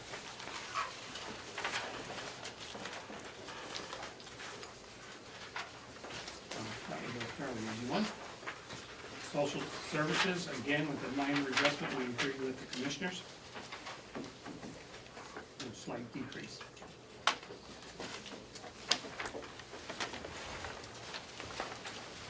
And that happens to be on the travel expense line.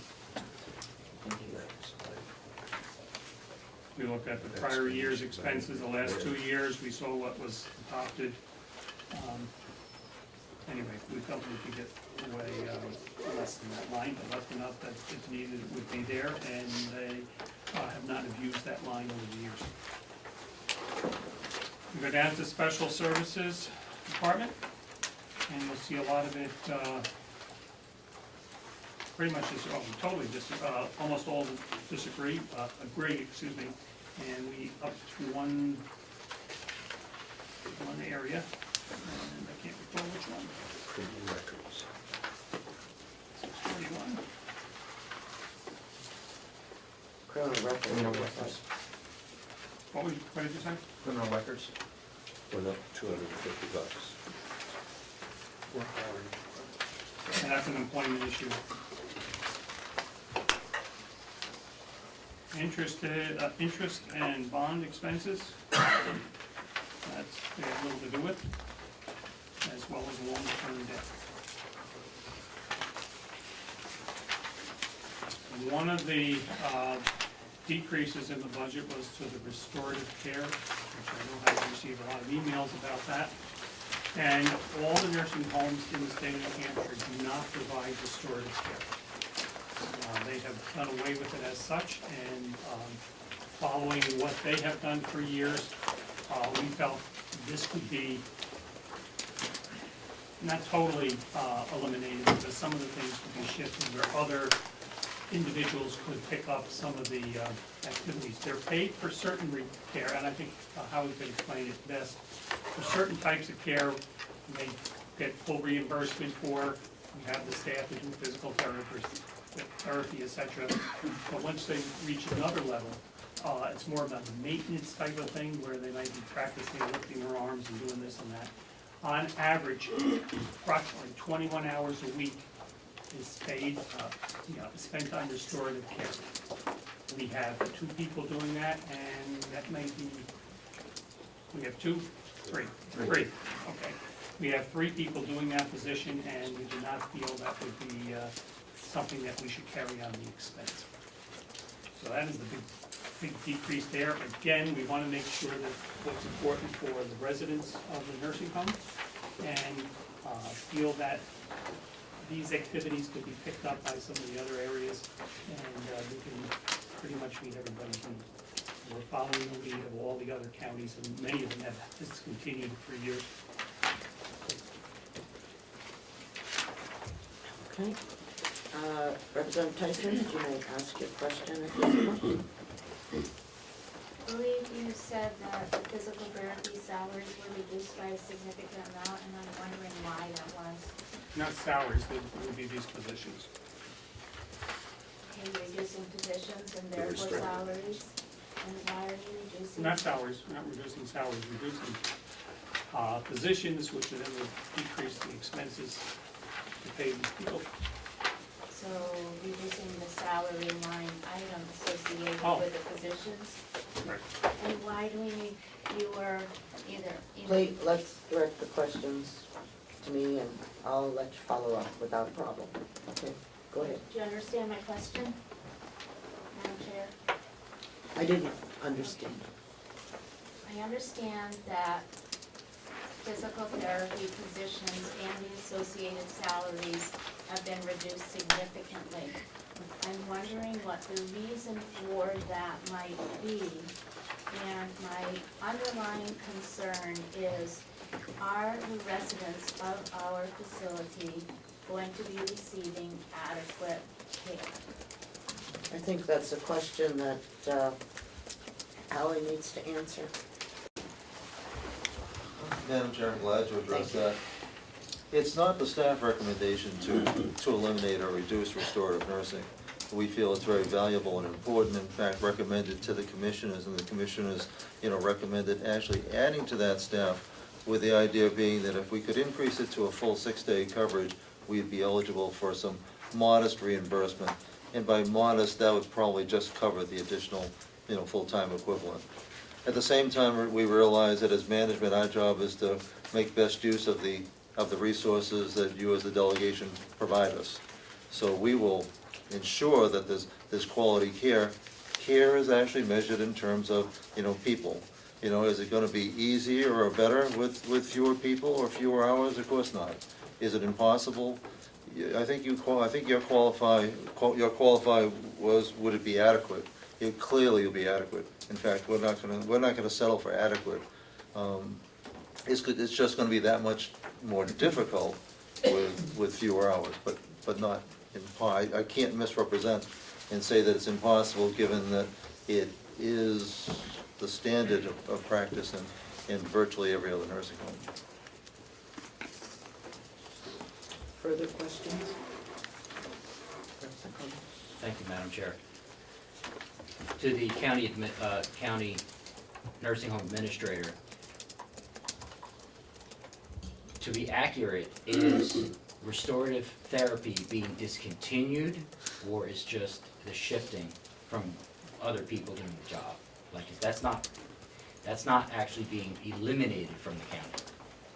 Correct. We have a duty and a responsibility to meet the needs of the residents, so absent a separate restorative nursing department, we need to address those needs in other ways. Now, we haven't done, the decision not having been reached yet, we haven't done an exhaustive contingency plan of how that would be done, but would have to be done with a lot of training for LNAs, thinking what we could do with group physical therapy, perhaps through activities, but it's all gonna involve a compromise. But we are gonna have to do something, and we will not let the needs of our residents fall between the cracks. Follow? Yes. What's the percentage of time that's being put into that restorative therapy? Are you using 100% of the employee, or 50%, 30%? What's the percentage? Our efficiency rating based on the let's say the hours paid versus the contact hours of the resident, not taking into account the administrative time, the paperwork time, the supervision planning time, is at about 20%. Just one more follow-up. The other percentage, does that employee go and do another position? Like, do they clock out and do another job, or is that 80% paperwork? No, they do not clock out and do another job, but they are doing a number of other support tasks that could be as simple but as important as assisting a resident with dining. So there's a lot of other, incidental and support tasks that they are doing, but it is not as a physical therapy or restorative nurse assistant. And that was 20%. Correct. Thank you. President Cordella? Thank you, Madam Chair. Just want to be clear here in my own mind that the salary line for physical therapy is being reduced by basically $120,000. And those are those 3 positions that we're talking about? Correct. Correct, okay. At the end, if I might follow up, the end of February, I had asked for a position of vacant or unfilled lines from the administration. And I had gotten that information, and it included a new position, a full-time LNA, for restorative. Thank you. Care. I got that part right. So I'm confused. If this line is going down $120,000 to $28,000, but we're adding a new LNA position, where is that LNA position, and will they basically be doing the function that the 3 current employees were doing? Madam Chair, as presently presented, this would do away with the restorative nursing department, and including the additional FTE that we requested. So this would be eliminating the three present positions plus the 4th requested position. So basically, the information that I was given at the end of February is incorrect in terms of this new position. This is not being requested, and it's not in the budget, or is this to be a deduction? It's in the budget. No, in the budget, we requested funding for 4 positions. In the salary line of physical therapy? Correct. So we're reducing $120,000, which is the equivalent of 4 positions, which would include what was given to me at the end of February as a request for a new position? Yes. So I'm just curious as to when this new position, it was decided by the commissioners to be removed in the past couple of weeks? No. It was a decision on part of the subcommittee. Okay. Okay. And that happened after you received that. Okay. Okay. So Madam Chair, the new position has not been created. if that request was funded by the delegation, there would be a new position that would be able to start after you funded it, but not until then. So there has been no new hires. Representative Butler? Thank you. Specific to this issue, when it was brought up in the subcommittee, of which I am a member, the first thing I asked of both the new administrator and the nursing home administrator was, would it impact the quality of care? And I was reassured that that would not happen. Obviously, you know, there's time being spent with residents that you reduce 3 positions and that time is going to be reduced. We've all gotten communication from our constituents that reflects significant concern in taking away direct care positions in the nursing home. And I think probably we all are very concerned about how that's going to impact the residents. My first question, having some background in this issue, was would it negatively affect the quality of care? And I was reassured by the nursing home administrator and by the county administrator that it would not negatively impact. We didn't have as much of a discussion as is happening here on that issue. I didn't know that an additional position had been requested. Maybe it was discussed, but I didn't get that. And I was not told in that subcommittee meeting that the nursing home administration would prefer to not make this change. That may be relative to the politics of bringing these issues forward to the delegation, but it is a very difficult decision, I think. I supported the change based on the fact that it wouldn't negatively impact quality of care, and I think it is unfortunate that this recommendation came forward. But we hear from the administrator now that quality of care will not be diminished and that they will manage this change.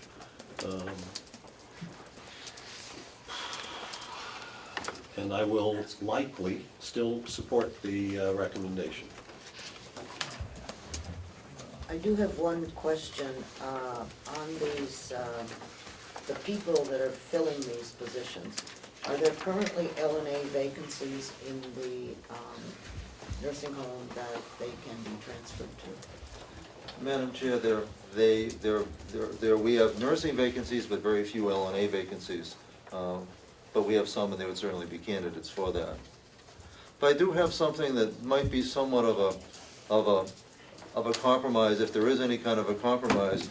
Part of our plan, if we were without a restorative nursing, program, a dedicated program, would be to enhance matters on the nursing side, and with the addition of one full-time LNA position that we could then use as training for other staff, would go a long ways to helping transition and minimizing any negative impact, and certainly speeding up the process of training and educating staff. So with that as a suggestion, were you to do this, adding one LNA position would be exceedingly helpful. So, Representative Nelson, I'll let you and your group take that up for discussion. So instead of reducing 3 LNA positions, we reduce 1, or, reduce 2. Is that correct? That's what you just said. It would still involve, eliminating the department, but adding to the nursing department. So it'd be reducing 3, but adding 1, net 2. And Go ahead. The effort would be for those people, those positions that are reduced, where possible, to try to have them fill in and be on call should they have a vacancy, need somebody to come on for hours. Well, LNA, I mean, if a vacancy arises, they should be the first ones considered.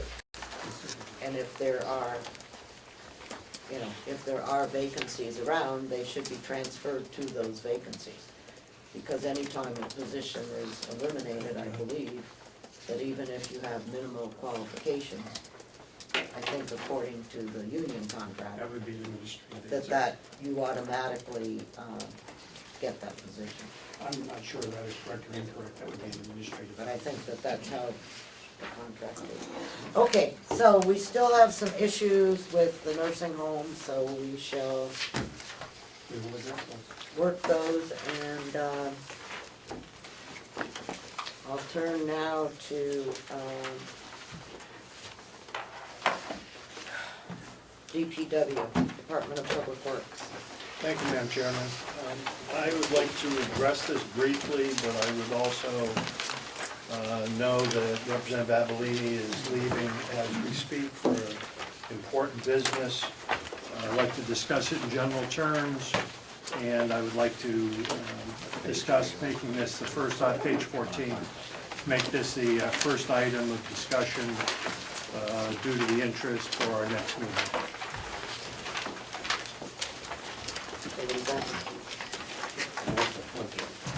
You don't want to discuss it now? Okay, so I will uncall you. Thank you.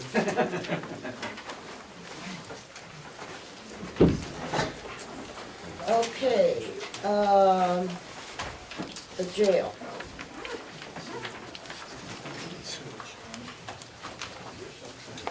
We have the same issue that we have in the other areas dealing with the medical insurance. And what page are we on? I believe it's 16. That's insurance is line 12. And if I look at what we budgeted last year of 387, and this year we're asking for 474, I'm not exactly sure how many new people have come into the corrections facility that would require close to $100,000 increase in insurance. Oh, I would love to hear it. No new positions, Madam Chair. What was done was, in the past, there was a snapshot taken from the year before of wherever the budget was at, and that's what was budgeted for the year afterwards. Never taking into account that those that don't take insurance, those that may have only been in single plans, and any open positions at that time. What the new financial director has done is, any of those open positions, if there were any, or any not taking insurance, is put them at a two-person plan, which is pretty common across different areas, to make sure you don't have a fluctuating increase up and down. So that So we steady. how many people are not taking insurance at the current time? That I don't know, that would be that's under HR or finance, I don't know. It's not taking it. Well, I mean, you use that as justification, so I just need to The know. finance department uses a justification to fill those spots people weren't taking it, and make sure everybody was on a two-person plan. I don't have the numbers of who is not taking And how many insurance. vacant positions do you have? One right now. Okay. And how many vacant positions did you have last year?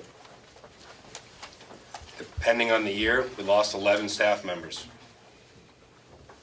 Last year, you lost 11 staff members and hired 10. No, we hired 11, but we're down one this year. We've already lost 4 this year. Okay, but you've managed to hire back. Yes. Okay, so it's not a, what do I want to say? But what they're taking account for is some people come in an individual plan, move to a family plan, some people have I- military and don't take insurance, so. Understand all of that, but I need to know if you know, how I'm getting to this close to $100,000 increase. And I know what Mr. Stewart has done. I fully understand that for budgeting purposes. But where I'm running into my problem, particularly in the jail, is approximately $100,000 increase. In Mr. that, Stewart reduced 24,000 and change out of that insurance line, if I'm correct. well, I know, but I'm looking at more like $100,000 out of that line.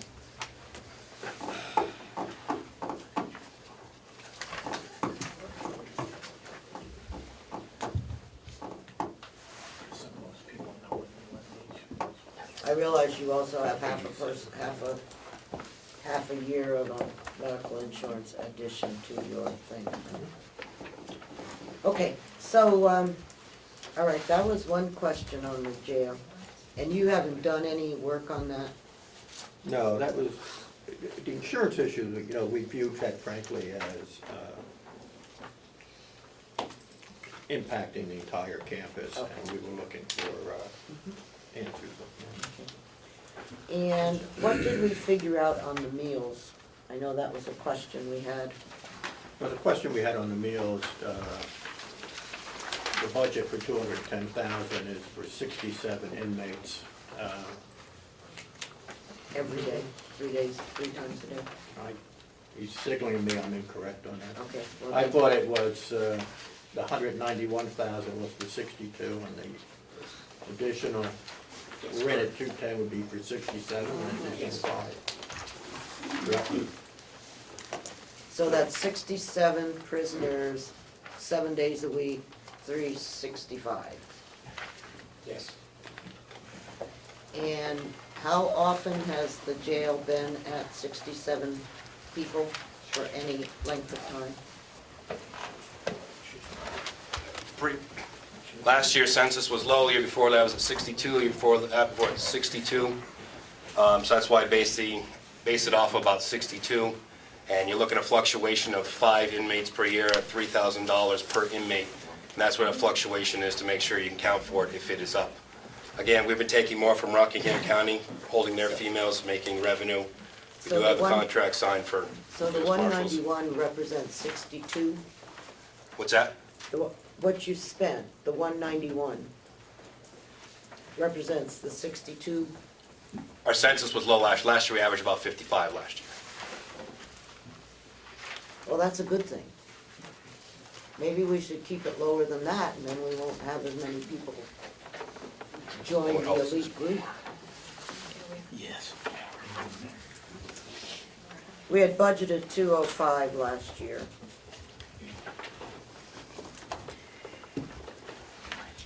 So do you, Representative Schmidt? 62 inmates would bring it to 194,618 if we went with that number. If we went again to 67, then it takes it up to the 210. Based on past averages, I think we'd be safe with 62 average, which would be 194,618. Is that something you? My want? understanding, and correct me if I'm wrong, the borders, their food is paid for by? No. That's part of the reimbursement. That's part of the revenue that we take in, which goes in the general fund. Right. So we pay for their food. Well, which is really paid for by the other county that would be. Into your general revenue. Right. Correct. Offset. Okay, is that something that you would like to recommend at this point, to reduce that to 194,618, or do you need to? Well, I think based on past history, it's a safe number, you know, the 62. You know, if it bites us, we're gonna have to make an adjustment on it, but I would think we'd be okay with 62. Do I have a second for that? Second. Is there any further discussion? Yes, Representative. Thank you, Madam Chairman. I'm concerned that, you know, with the environment that we're in today, there's a heroin epidemic going on and people being arrested every day, I'm concerned that this might not increase as the superintendent has indicated. And I'd be more comfortable with the 67 than he's recommended. I think if I could just, my understanding anyway, Yes, I think the Representative. dynamics of this would be just the opposite. I think you're gonna find more treatment options rather than incarceration options. I don't know, I don't think that's gonna result in an increase in the jail population from what it already is. The whole focus here is on treatment. How many prisoners are in there today? Just under 70.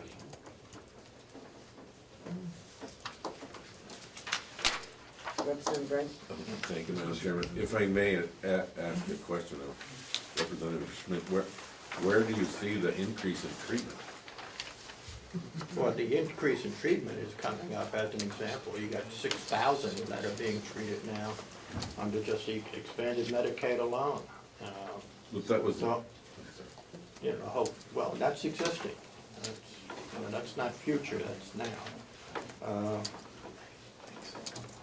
The whole focus now seems to be, even with the passage of Senate Bill 574, there's going to be more treatment options rather than incarceration options. So,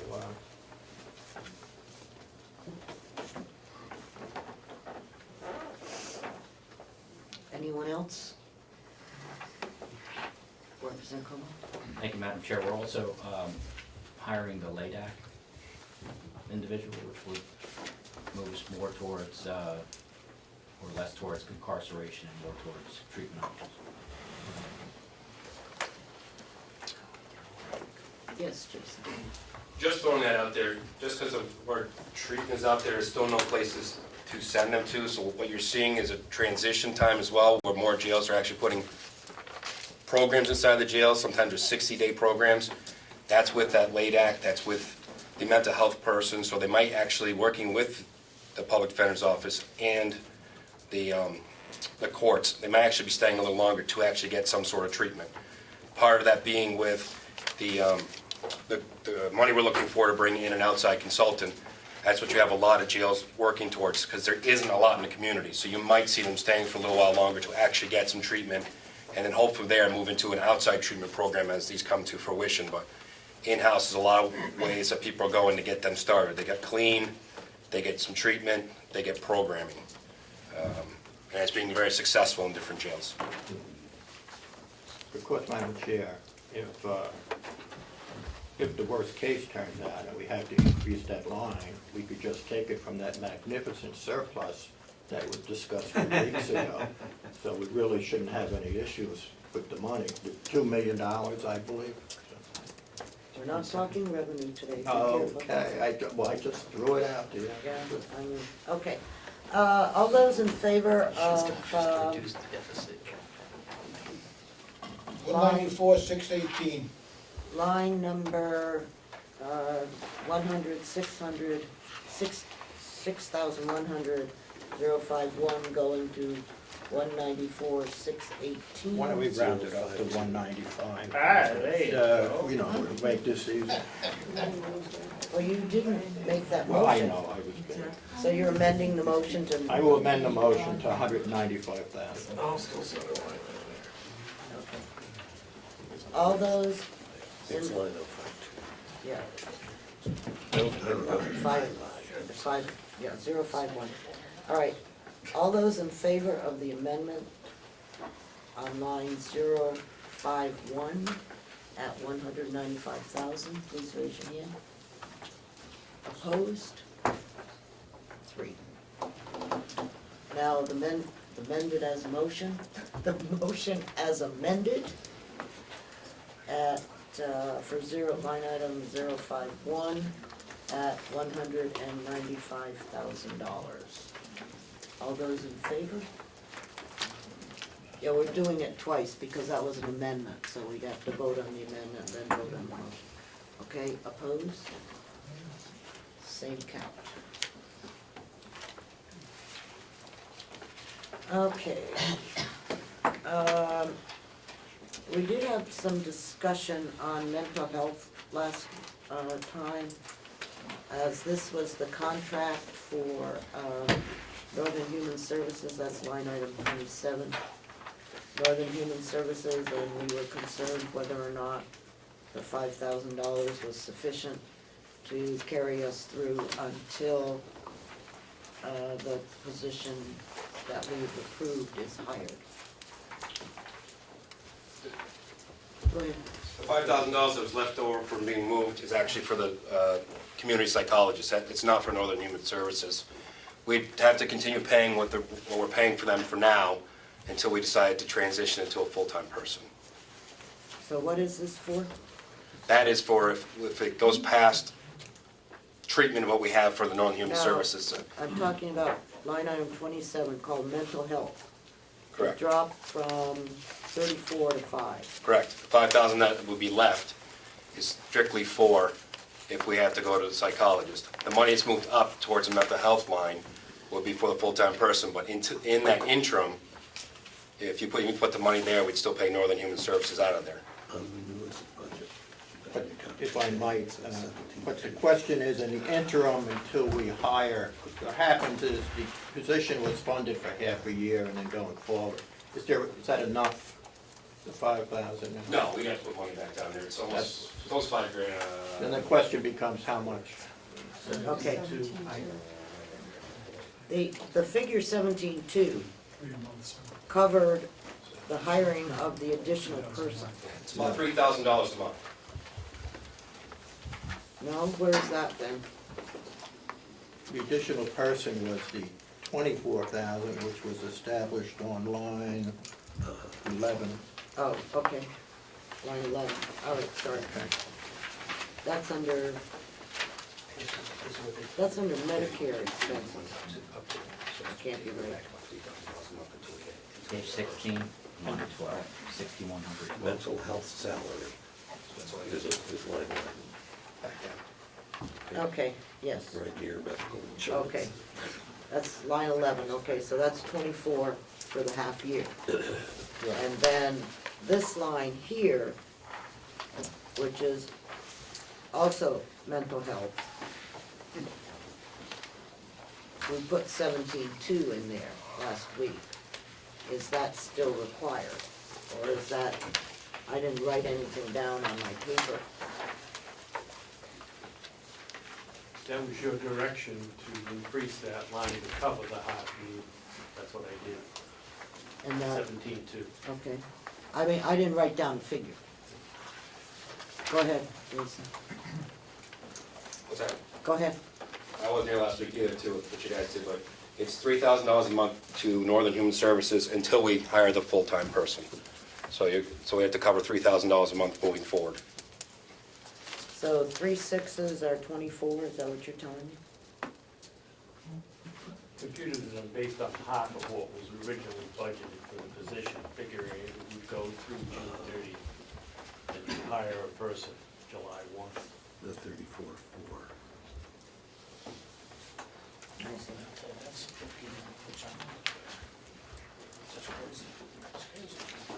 It's split all over The original 48,000 was cut to 24,000. Yes, I know. The original 34,000 was cut to 17.2. So what is our contract with Northern Human Services per month? About $3,000. Okay. And we obviously have never spent that. Because last year we spent 31.3, and unless I'm a little confused, 312s. And the other money that's left in there is our contingency if we have to use the psychologist in the community, which is $250 an hour. And I can't tell you from year to year how much we're going to use that. It depends on severe the mental health is when they're coming in. So there is more money in that line. That's why I left $5,000 there So is that for those 8,000? when we have to use that. Northern Human Services. No, this is the new hire.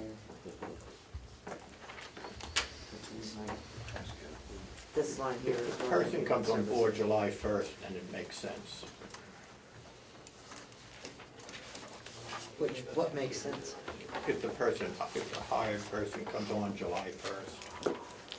So basically, then you're doing 6 months at $3,000, which is 18,000. The 72 is actually a little less than that. But again, assuming a 7/1 hire, which seems reasonable to give them enough time to hire them. Or they can hire it earlier. Okay, so are you willing to make the motion to change 027 to 17.2? I will move that. Second. Motion. Who seconded it? President McCarthy? Okay, It shows there. You already did that, didn't you? no, What shows? It shows, I don't know. it shows, we didn't vote on it, Okay. Well, how can it show? because it's one of those things that was changed that we. Oh, okay. Thank you.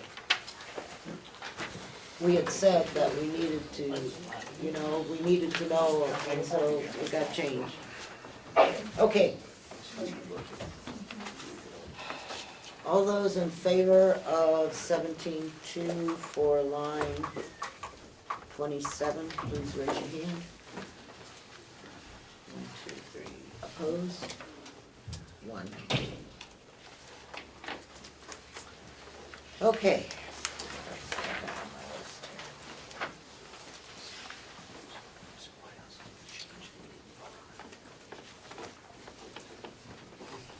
Okay, the dispatch grant, which you will find on, no, you won't find it there. Let's forget that.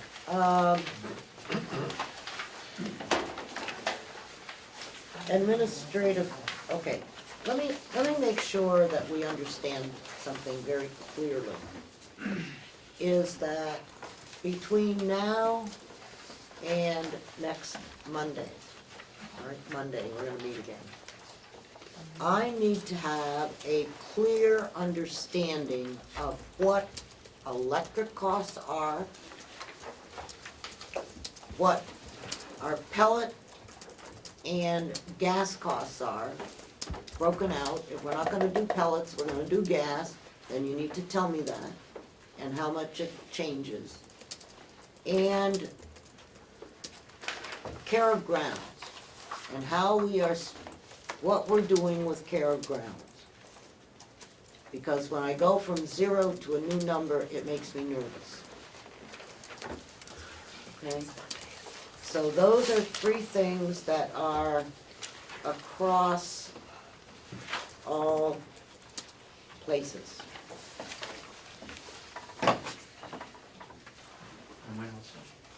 Yes? My Did you have something else? additional request would be that when line items listed under subcommittee are altered, that they only be altered based on something we've actually voted on. Okay. Otherwise, I Understand, and I think they understand. Okay, Madam Chair, yes, when, Tyson. when you refer to, being voted on, I'm just not sure, are you meaning are voted on by the subcommittee, or you mean voted on by the full delegation? The full delegation. There's a separate line for delegation. I would assume that subcommittee would mean it was voted on by the subcommittee, and then the delegation line would mean it was voted on by the delegation. We have only voted, once we, in convention, okay, approve the various things that we have, then that becomes the delegation number, okay? What we're doing right now is kind of like an open subcommittee. The subcommittees are recommending, and we are making changes, additions, or corrections. And so you could say that this is the subcommittee number. Okay, where am I? Madam Chairman, Okay, yes, I'm sorry. don't have to be But- sorry. Thank you. I think, instead of just handing us this package, when we make changes like that, a small blurb on a narrative, with a narrative of what's been changed and how it's been changed might help, a single page, something, anything, give us some direction here as to what, because we're all over the place with, but that's it, thank you. Representative Cordelli, turning to capital expenditures. Where are we with the information technology thing? That's on page 22.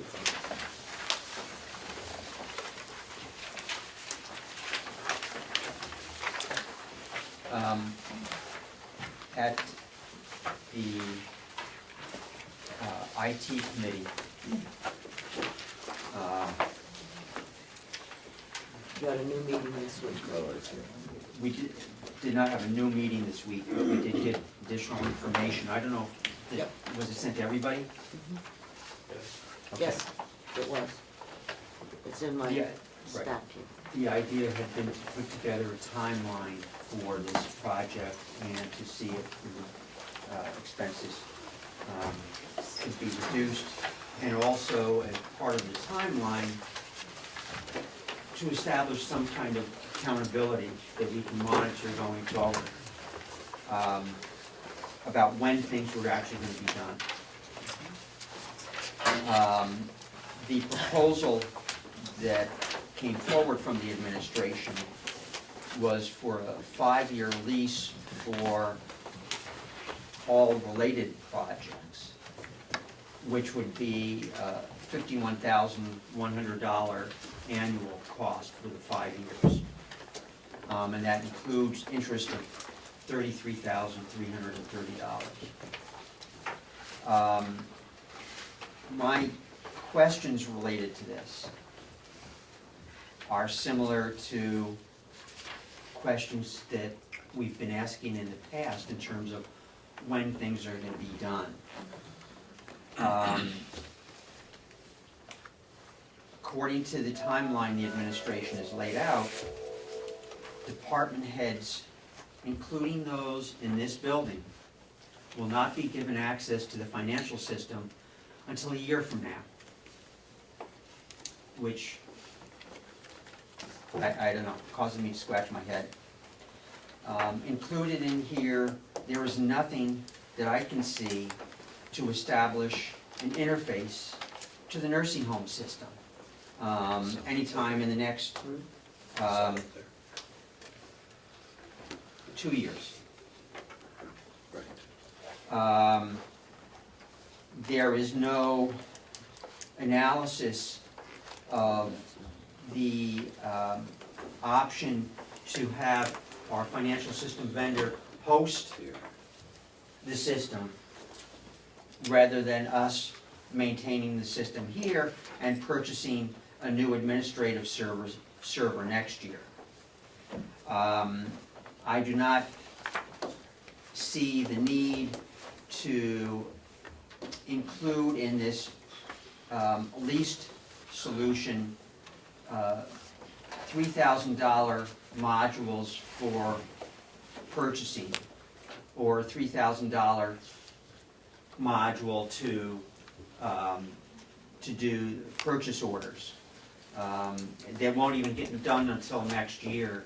It just adds to the interest costs that we're paying. Likewise for a human resources information system that I still haven't gotten information as to what functionality they want, and that won't be done till next year. And that's $25,000, which could be included in an operational budget.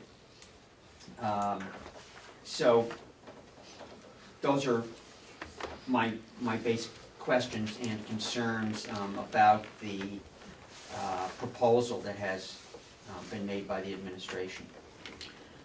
So the question that I have is twofold in the capital expenditures.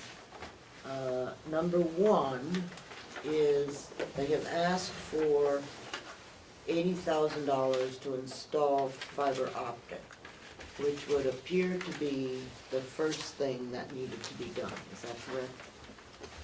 According to their timeline. Okay. And so what my question is I know you don't like the arrangement of the things that are being done, and I think that that's something that can be adjusted. I think. I'm sure it can. So the real thing that I had asked is, do we want to move forward with the fiber optics portion of this for 2016? And make sure that these things that are here are in an order that makes sense. So that's my question.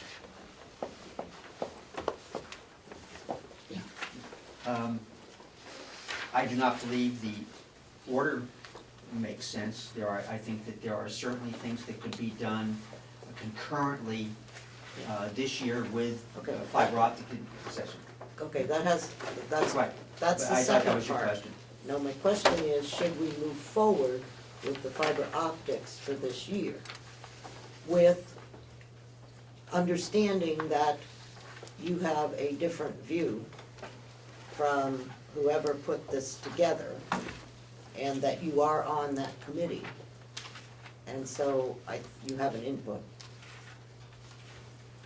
Okay, so should we move forward with the fiber optics? If I might,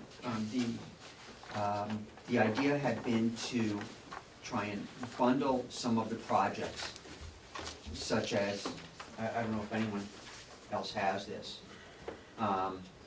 but the costs that are included in this bundling include the $80,000 for the fiber optic network, $3,600 for a purchasing module, $3,600 for an accounts payable module, $25,000 for the human resources system, $10,000 for nursing home projects. Let me just stop there, that the human resources and nursing home projects are included in the operating budget currently. Then there's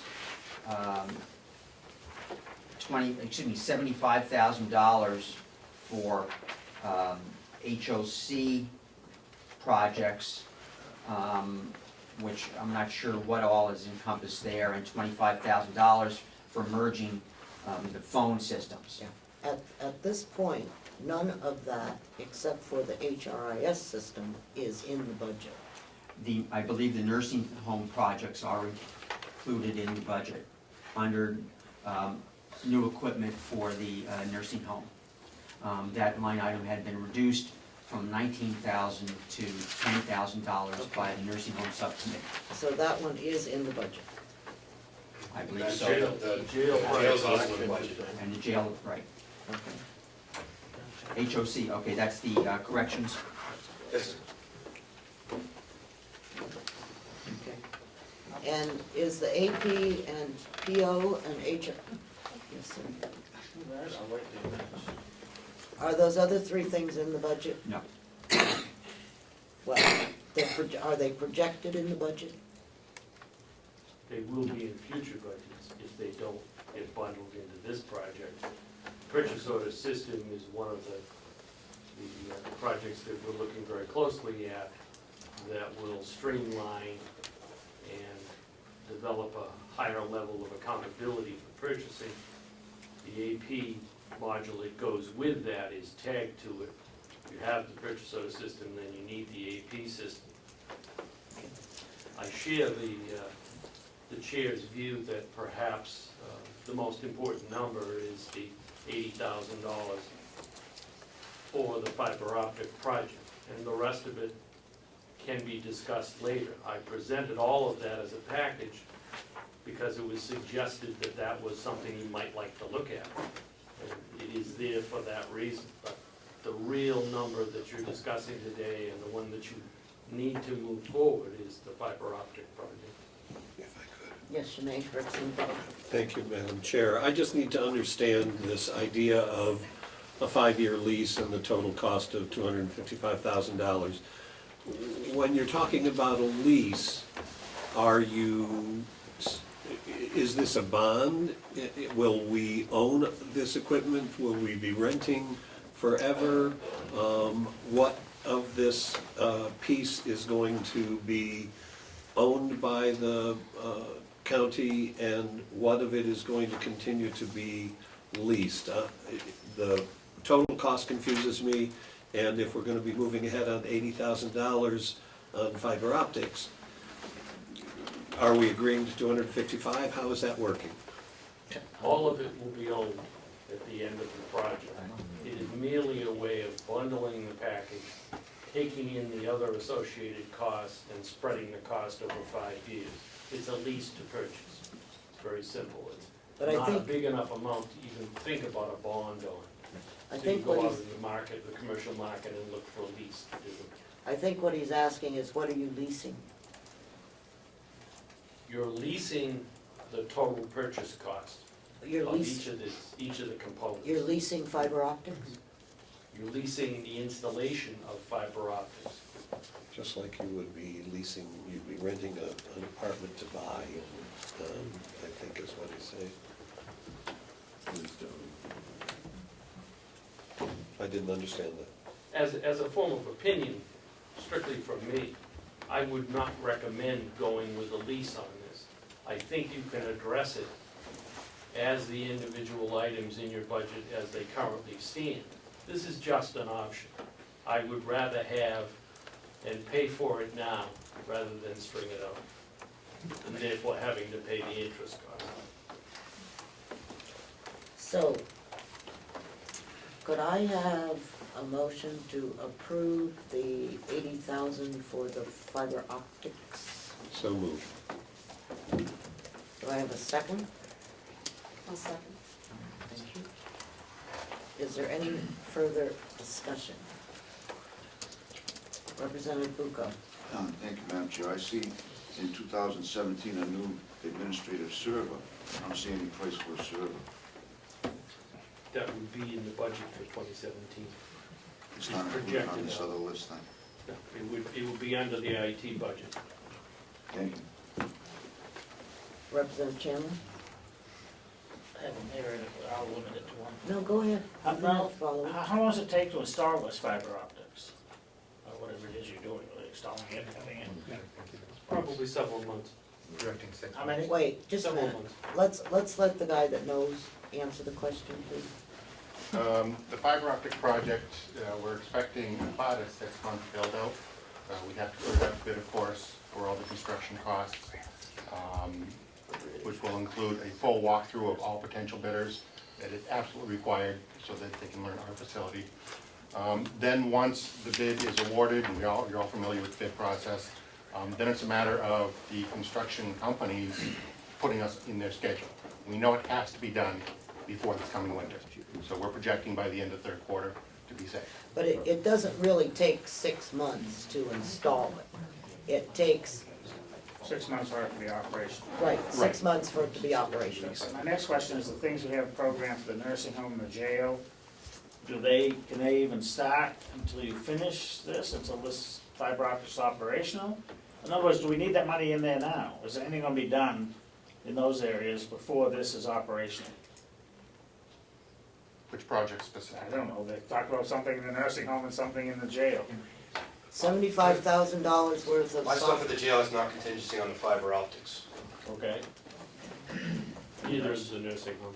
okay, thank They you. can operate independently. Thank you. Any other questions? Yes. My concern at the subcommittee level had been that we talked about this project also last year.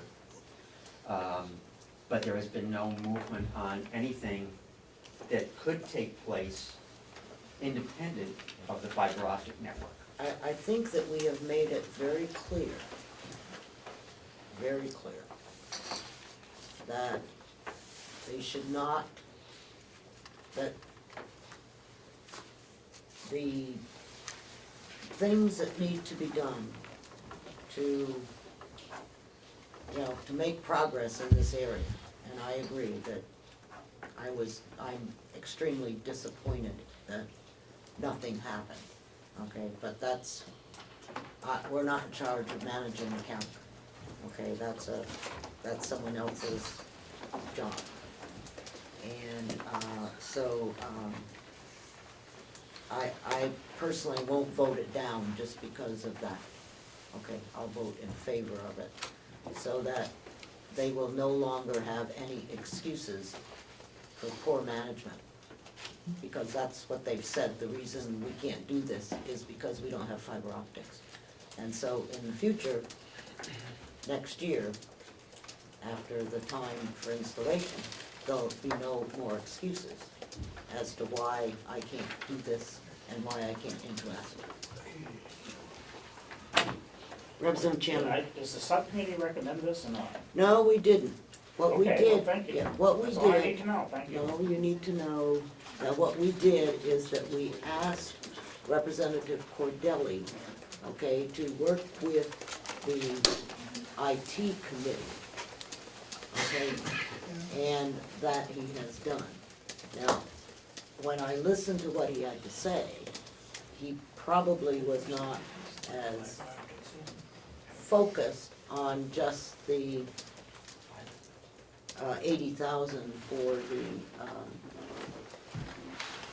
whatever it is. For the fiber optics. He was more focused on all of the, he didn't like the way this plan was set up, and, I don't know whether that's right or wrong. Since he worked on this, is he in favor of it? Of the $80,000 per se.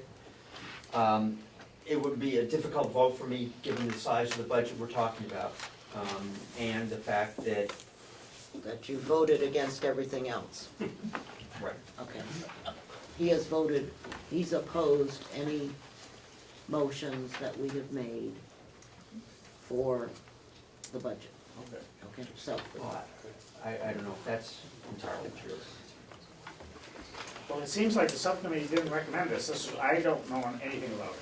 Well, I'll confess that. and that's- But it seems like if the subcommittee doesn't recommend it, why do we have it before us and now Because, it's being recommended, because I the guess? subcommittee of two will recommend it.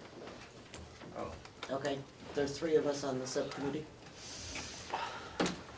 Well, okay, I see one person in favor and one opposed, so do I? And then Representative. Yeah, I made the motion. Okay, well, Two to one. thank you. Mark had a question. Yes. Who am I missing? Oh, sorry, Mark. That's right. Thank you, Madam Chairman. I have reservations once again on this item. I hear Madam Chairman tell me of disappointment, and if we just go ahead and spend this money now and allow the people to spend it in the way they want, enact it in the way they want, that next year there won't be an excuse. Well, I've been here a lot of years, and there's always a next year, and there's always never a resolution. It'll be resolved. So I would like to hear from the commissioners, number one, that they share your view that this will be the last time. And I would ask the commissioners the question, if I understand Representative Cordelli correctly, that it's still not out for at least another year, that the department heads in these major spending areas are gonna have day-to-day numbers so that they have something to react to in immediate process. It would seem to me that if we are going to go in this direction, efficiency and technology and sharing of numbers between department heads should be the number one concern of what we're doing. I totally agree. And I don't know that we're going to get there. So until I hear that, and I would love to hear that from the commissioners, I hear that, I'd be in favor of moving it, and without that, I will vote against. Who wants to answer? Commissioner? Thank you, Madam Chair. I think the head of the IT department has pointed out on numerous occasions that he can make hard savings based on installation of the fiber optics in being able to consolidate his servers, consolidate phone lines, and a number of other things that I believe has been covered a number of times. That he has analyzed that the return on investment of this $80,000 and the amount of money he will save in future purchases of servers and phone costs and such is 5.5, 6 years. Excuse me, that's not the question we asked. Well, I'm giving you the right answer No, but to the the question- situation. You want to save money. No, that Okay? wasn't what we You want, wanted. you know, is this I a mean- good decision? Is this a good decision? Just a minute. The question that Representative McConkey asked was, if in fact we put the money for fiber optics into the budget, will that prevent the commissioners from continuing to say that the nursing home can't talk to the rest of us? That's the answer, that's the question, I believe, that was asked. That the instant flow of budgets back and forth and expenditures to the department heads. That's what I'm looking for. Because if I could, Madam Chairman, the answer always is, there's a delay, we can't do that.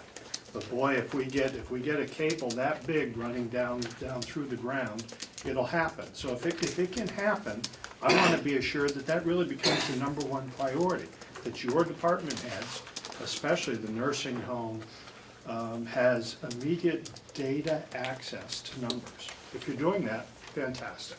If you're not, you don't get very well. Well, I believe he can answer the question, but the answer to the question will be, yes, they will have, after the process is complete, that they will have immediate access to the numbers once they are processed. Okay, so there is still going to be a time lag between the time you order something and it hits the door to the time it's actually entered into the system, as all systems have. I think we understand that. But that is my understanding, that would be the goal, that the ACS will be integrated so that they can look into the system and see what the current up-to-date number is, so whatever number is in the business office will be the same numbers they have access to, if I am correct. Go ahead. From a strictly technical standpoint, from... Let's not get too technical. I will put this in as close to English as I can.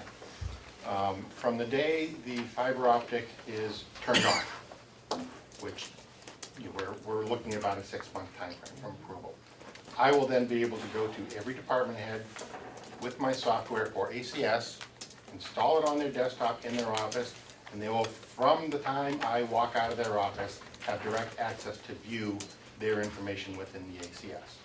The interfaces and modules necessary to tie the various pieces of software together to automate it, that comes in the future. But from day one, after the fiber optic is turned on, they will be able to look at their numbers on a real-time basis as they are entered in. Thank you. Jason? Speaking as a department head, thank you for acknowledging me as department head. I've sat on this IT committee now for the past 2 years. Past 2 years in a row, department heads have sat on it, have voted 100%, so Mr. Cordelli has some reservations, about doing this project. It is something that I, as a department head, would like real-time access to my budget figures, so I know what's going on. I try to keep a very close handle on it. There are other outside things outside the fiber optics that will improve things immensely. And I just want to let you know that the IT committee that sits, we as a group 100% support it. It would make things a lot more efficient around the county. And thank you for your time. Thank you. I agree that this fiber optic network will make things possibly more efficient in the future. But we are, the past 2 years, constantly pushing things into the future when there are things we can do before the completion of this fiber optic network. They do not have to wait until the fiber optic network. Department heads in this building, such as the deeds, could get access to the financial system if the commissioners wanted that to happen. It could happen tomorrow. There's no reason for it. An interface could be started to work on. We talked about it last August with the vendor. We got information about how to do it. All it takes is for the commissioners to go to the nursing home system and say, this is the format we need, how much is it gonna cost to give us this format, and we would save, we were talking about a half person for the finance department to do payroll. Maybe if the finance department didn't have to rekey all that information from the nursing home into the financial system, that would save some time too. But we can't get it done. And it's gonna have to wait until we get the fiber optic network installed, and that's, excuse the French, but it's BS. Yes, please. Currently, Deeds does not have physical communication with our ACS system, nor do any departments in the other buildings. We could pay for an interface to be put on board. I don't know what the time frame for them to be doing that is, but once we link all the buildings with the fiber optic cabling, that interface would become obsolete. To me, that's good money after bad. I think that what Representative Cordelli is saying is that this option was available last year, and I believe the year before, and it was not exercised.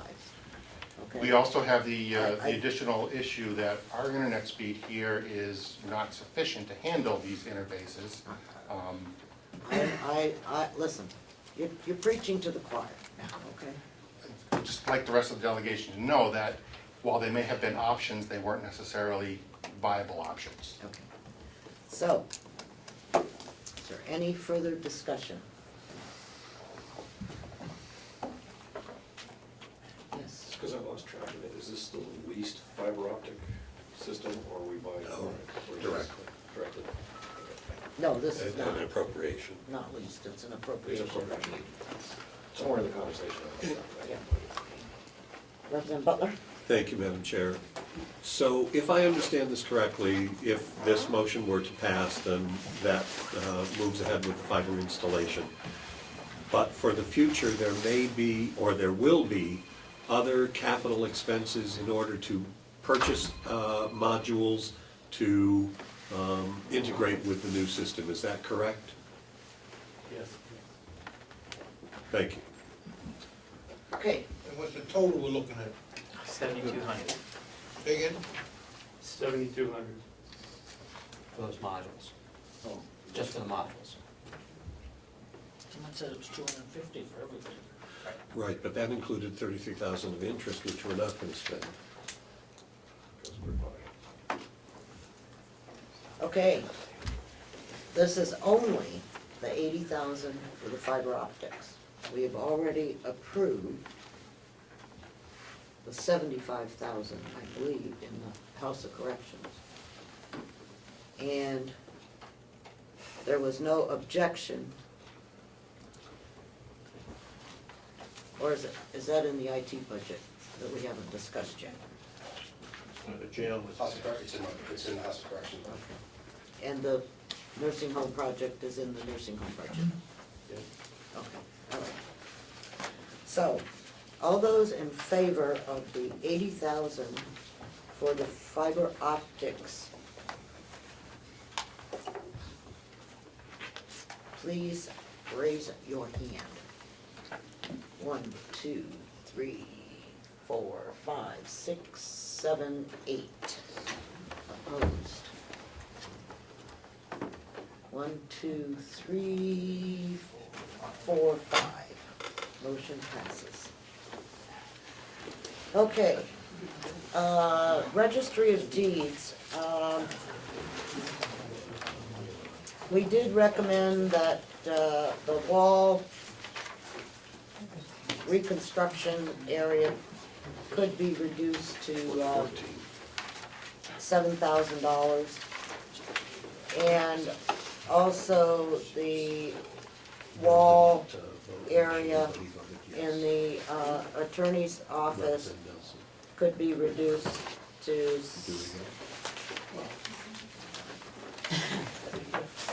Yeah. Who didn't vote? I didn't, sorry, apparently- someone didn't, I Oh. don't know. We Representative were one short, Nelson that's all. I seconded. just pointed it out. Oh, and the answer is yes. So it's 9-5. So, is there any discussion on the reduction of the wall construction in either the Registry of Deeds or the County Attorney's Office? If not, could I have a motion for $94,500 for capital expenditure? So moved. Do I have a second? Second. Okay. All in favor? Please. Opposed? One, two, two opposed, okay. Thank you. All right. We're really making giant progress. Okay, that was capital expenditures. I would like to now go to the,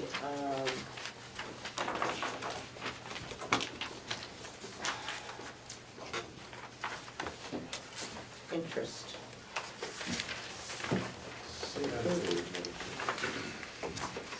This is on page 20.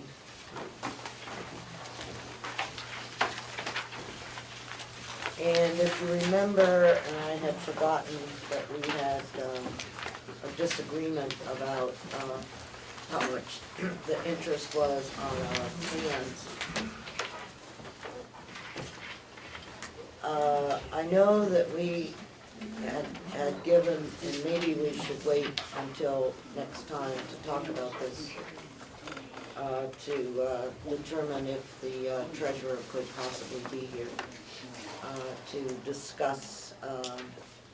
I know that the TAN's interest went up over what it had been. And I don't. It went from 1.5 to 2.37 after negotiating. To 2.37, I thought I had that written down.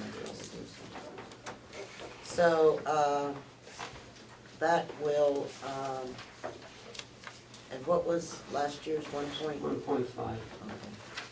So that's up 0.5%, a little over 0.5%, 0.8. So,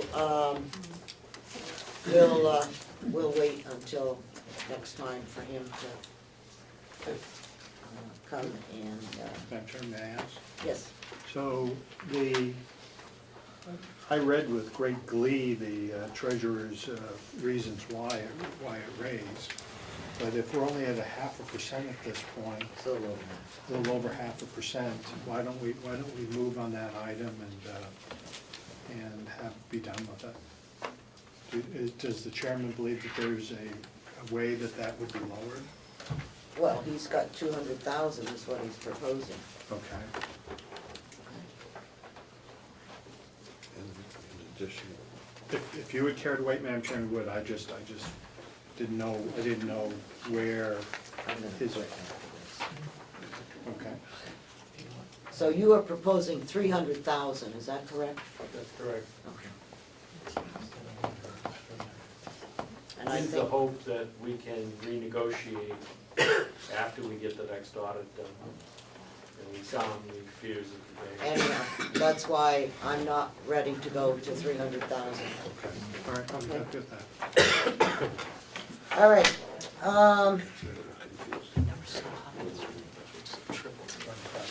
yeah, okay. I'm going to, end our budget discussion for today. And, we will be back, next Monday at 9 o'clock, where we will attempt to finish up the nursing home, the annex, the interest, capital reserves, human resources, the dispatch grant, which I think we can take care of, the administration building, DPW, medical insurance, whether or not we wanna go with the 25,000 for the HRIS system, gas and pellets, care of grounds, and payroll person. You know, Pardon? questions about the electricity. Yep, I have electricity, did I not, if I didn't mention it, I meant to. So, we have, next week, and then one more week, and we haven't touched revenues. So, if we don't finish up on Monday, then we'll have to get back together on Friday to take care of the rest of that. I just, yes, Representative McCarthy. Yes, Madam Chair, I'd like to make a motion and be allowed to speak to my motion. I move that once an appropriation is approved by the delegation and entered into the official budget as an adopted figure, that it not be changed in any future copies of the budget. Second.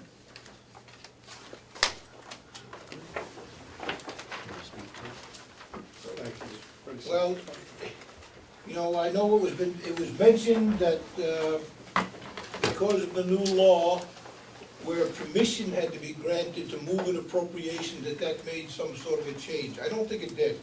The commissioners have always had the ability and the authority to move appropriations. The only thing that changed is now they have to get written permission to move them. So prior to that, they never changed anything in the budget. But just because now they have to get permission, why should it change? I don't think it's even relative.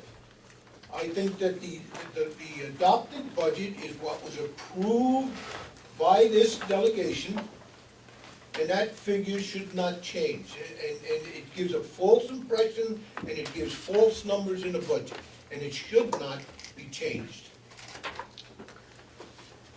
Comments? Yes? Thank you, Madam Chairman.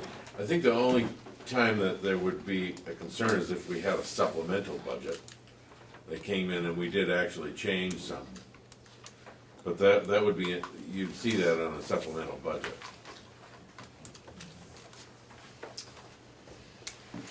Representative Cordelli? Thank you, Madam Chair.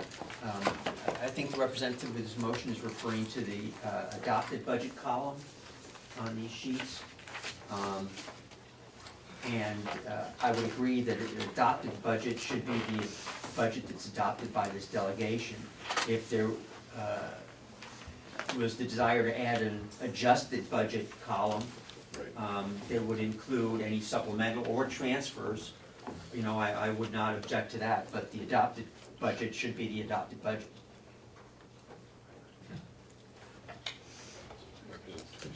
Representative Tyson. Thank you, Madam Chair. I think this motion is symptomatic of a larger problem that we're having where we're just having a very hard time defining what is the delegation role, what is the commissioner's role, and how can we best work with the commissioners. I think if we simply explain our difficulty in understanding to the people who are preparing these sheets for us, I'm sure they would be willing to work with us and make something more easy to understand. Thank you.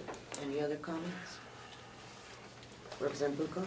Yes, thank you, Madam Chair. I think that it's just, you have the correct titles here. You have an adopted budget, and you have the actual dollars that you actually spent. And when you're comparing the actual dollars to the budget is where the comparison comes in.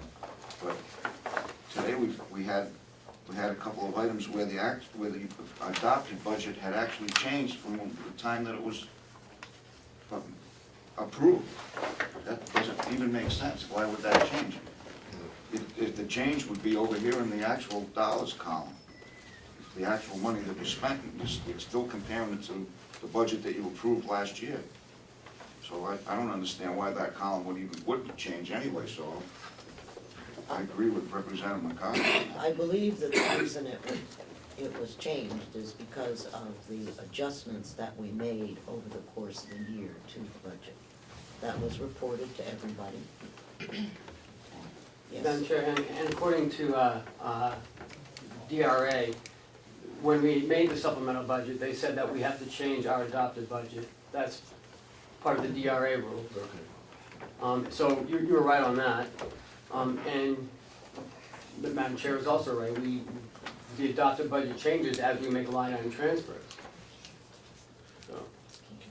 So if I'm not mistaken, what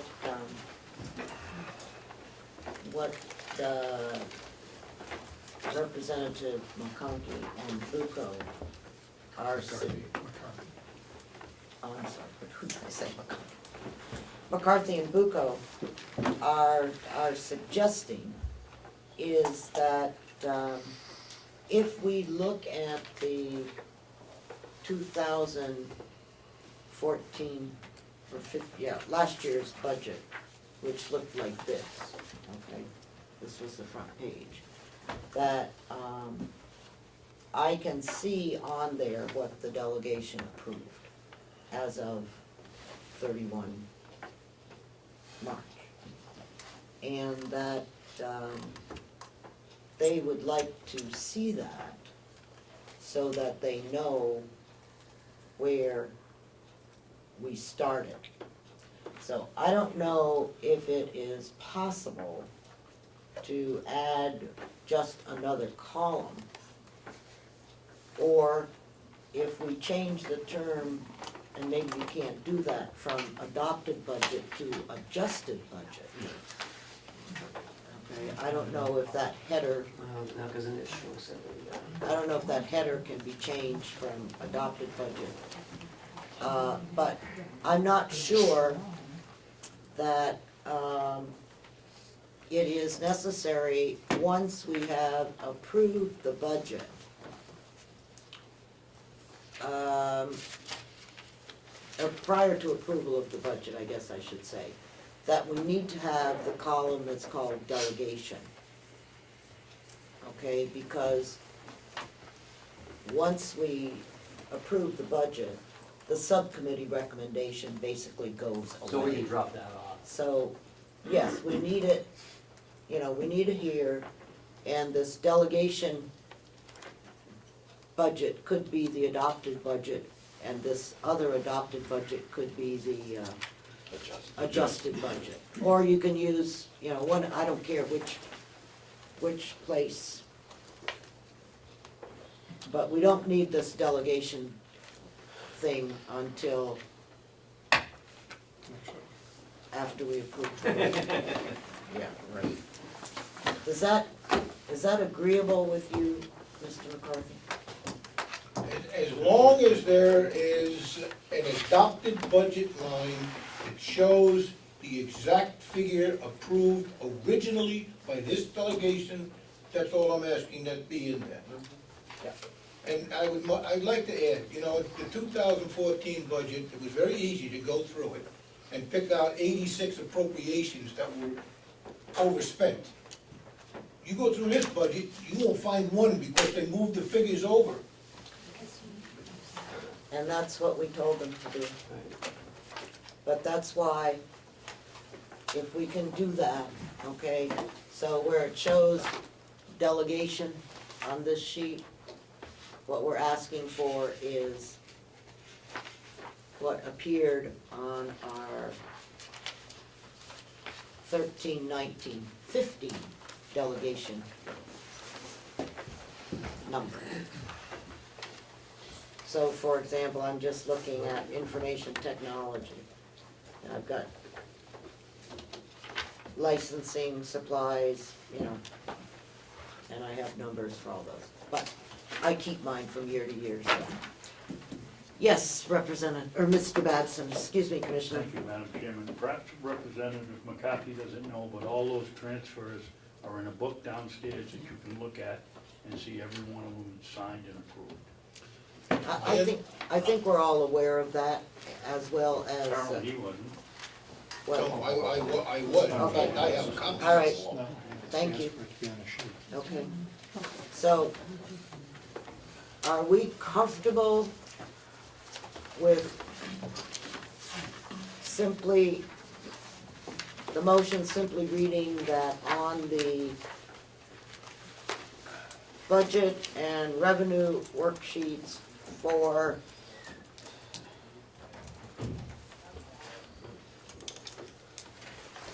I don't know, is that something we can do this soon? For future budgets. For No. next week. Yeah, is that something that can be done Yes, quickly?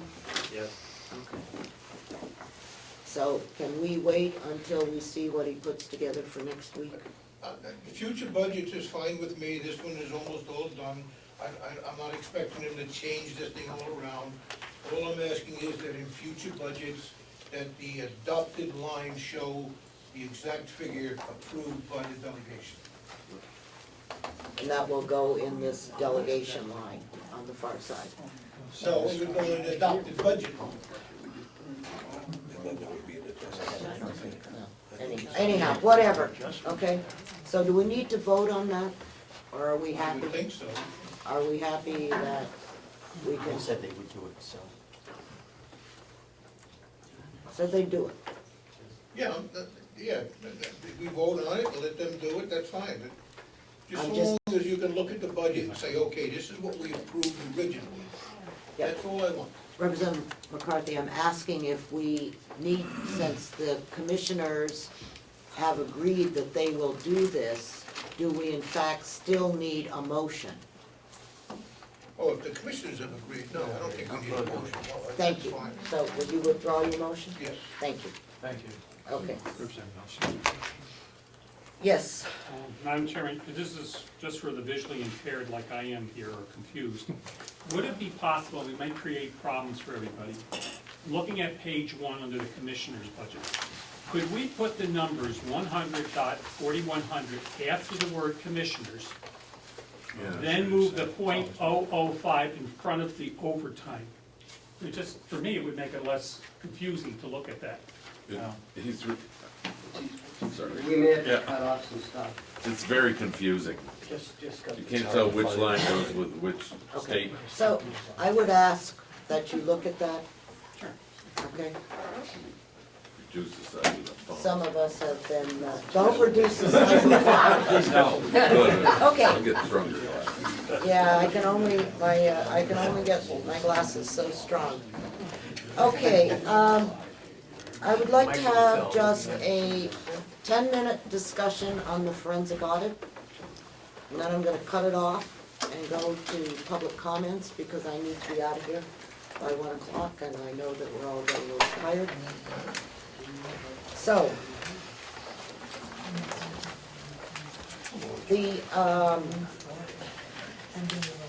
why don't I ask the commissioners to tell us what you are doing in regards to getting the RFP ready to go out, or maybe it's not an RFP, but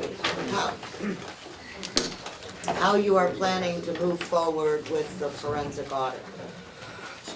The commissioners want to do it. Ken, do you want to do it? What we did, over the last couple of weeks, Madam Chair, we've met as a board and gone over some of the questions that we received from the delegation. I'm starting to form the RFP, which I'm passing around now. We've included 4 questions in the RFP audit with an additional 14 questions as an addendum. You can review the 4 questions that we've put in. And also, whatever the auditors do, have to answer the first 4 questions, and then whatever time is available or whatever funds are available, they can start looking at the addendums, which is right here. Those are the addendum questions. And we've formed them into like a category, what's important, and what would be easy and quick for them to research for the amount of funds that we have available for it. I thought you had indicated that instead of, I don't know if RFP is the right term, but that our newly hired auditor Yes. was, also could do forensic audits. So, okay, so we wouldn't really need an RFP. Only if, they will meet with us and tell us how much it costs. If it's gonna be a lot, then I'd rather go out for an RFP. Okay, okay, so that's why you're. Okay. Yes, this is our backup. Okay, so everyone, I just wanna make sure everybody understands. The auditor that we hired in January has nothing at all to do with any of the questions that we're asking on the forensic audit. Everybody understand that? Say that one more time? Yeah, I didn't hear that. Because that's not necessarily true. The auditor that we hired in January had nothing to do with any of the questions that we are asking for the forensic audit. No. Yes. Go ahead. Only to the extent that during the course of the 2015 audit, he may be looking at some of these exact same things for 2015. Right, but he But won't. beyond that, no. Right, but he won't be looking at, for example, on page 2, the county installed a pellet boiler. Please audit all activities from this project. Audit all payments from 2009 to the present from the unexpended balance building project fund. If I looked at the 14 audit, there was not zero in a building fund, so. Yeah, I'd like to add audit to contracts too. So anyhow, this is there, and we appreciate it. I know we all do, and, I'm sure that, you may have, changes or comments or whatever. I'd like to give us a chance to, Absolutely. take a look at this and, see if these are the ones that. And then, we don't know what might come from these as well. It may, Commissioner? I just wanted to iterate that this is just a draft. This isn't what we're sending out tomorrow. Chuck does still plan on speaking with the auditor at the end of the month to get his input about modifying this to make it better. And it's also, we're issuing it to you as part of the policy we instituted about the RFPs, which mirror Representative Cordelli's bill that was presented to the House, is that, this is part of his bill, and this is what we are actually doing, even though the bill was not passed by the House. Representative McConkey? Thank you, Madam Chairman. I'm not sure which program you're using, but if it's Word, I would strongly suggest that you take the word special audit, delete it everywhere, and write forensic audit. I'm under the impression that we authorize money for a forensic audit. And to be PC about this for some reason is not beneficial to this, or I don't think it's respectful of this delegation that brought that forward. So I would ask that the commissioners, the administrator, the finance officer, I think you can do it in 2 keystrokes, change that from special audit to forensic audit. Here. Representative Butler? Thank you, Madam Chair. Other than the fact that I think if we define it as a forensic audit, we're talking about, $250 or $300 or $350,000, and if we define it as a special audit, specifying what it needs, what we're asking, and that we agree to that, it can be done in pieces. Other than that, which I don't want to argue, my concern is that for this fiscal year, this budget, we're talking $139,000, and that's what we have to spend on the audit, no matter what we call it. and that if we need to do further work, we're either gonna need to appropriate more money, or we're gonna need to wait until the next budget year. Is that correct? That's correct. Thank you. Representative McCarthy? Thank you, Madam Chair. I would just like to know, I'm curious, perhaps there is there a legal definition that differentiates special audit and forensic audit? Is there a legal definition? Well, there's an illegal definition. A forensic audit basically says that you are looking for fraud. Okay?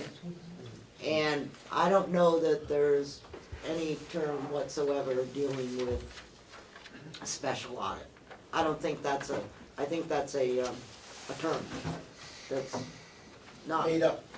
No, It it was was put in made that, up, I'm reading a definition of it. Oh, it's you been got a put into definition? our like MS 42 as a special audit by DRA, and that's what I'm going by, because that's what they said.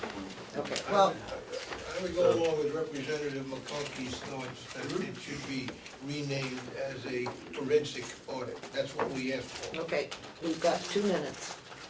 Representative McConkey? I make a motion that the request for proposal of Carroll County be titled Forensic Audit. I do that as a motion. I second it. Second. And just reiterate, I listened to what Representative Butler told me, and as many times I will agree with what he's saying, but if we don't spell out that this is a forensic audit, I don't want to get the end of this and someone says, well, you didn't tell us it was going to be a forensic audit, so we didn't give you a means-tested audit.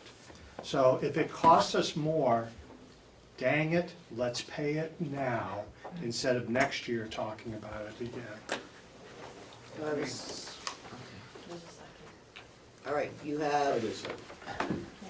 1 minute and 10 seconds, and then that's it on the forensic audit. Go ahead. Just a definition from the law dictionary. What is a special audit? An assessment that is based on an auditor's report that asks for the further analysis of a business practice. Okay, so that doesn't qualify. That's right. Representative Bucco? Thank you, Madam Chair. I want to just clarify on question number 2, that the fund balance, the way it's defined on the MS 45 is actually the unassigned fund balance. And that's what we're looking for, is that, the numbers that, excuse me? That was your question, where was it? Page 2. Yeah, I know, but where, The question number 2, yeah, on page 2, all transactions from the, rather than just calling it a fund balance, if we're going by the DRA forms, it's actually called, it's unassigned, formerly unreserved fund balance, and now it's unassigned fund unassigned, balance. okay. I'll change that. One Because question. Okay. The account number is 2530. All right, thank you very much. As I said, 10 minutes. We have a motion on the floor on to change the title of the special audit. We heard from Representative Parker that this is not the definition that is in the law books, doesn't qualify. And so the change is to go from a special audit to a forensic audit. All those in, I had a question before you said that. I just want to clarify this. There is a definition for a forensic audit, just so everybody's aware.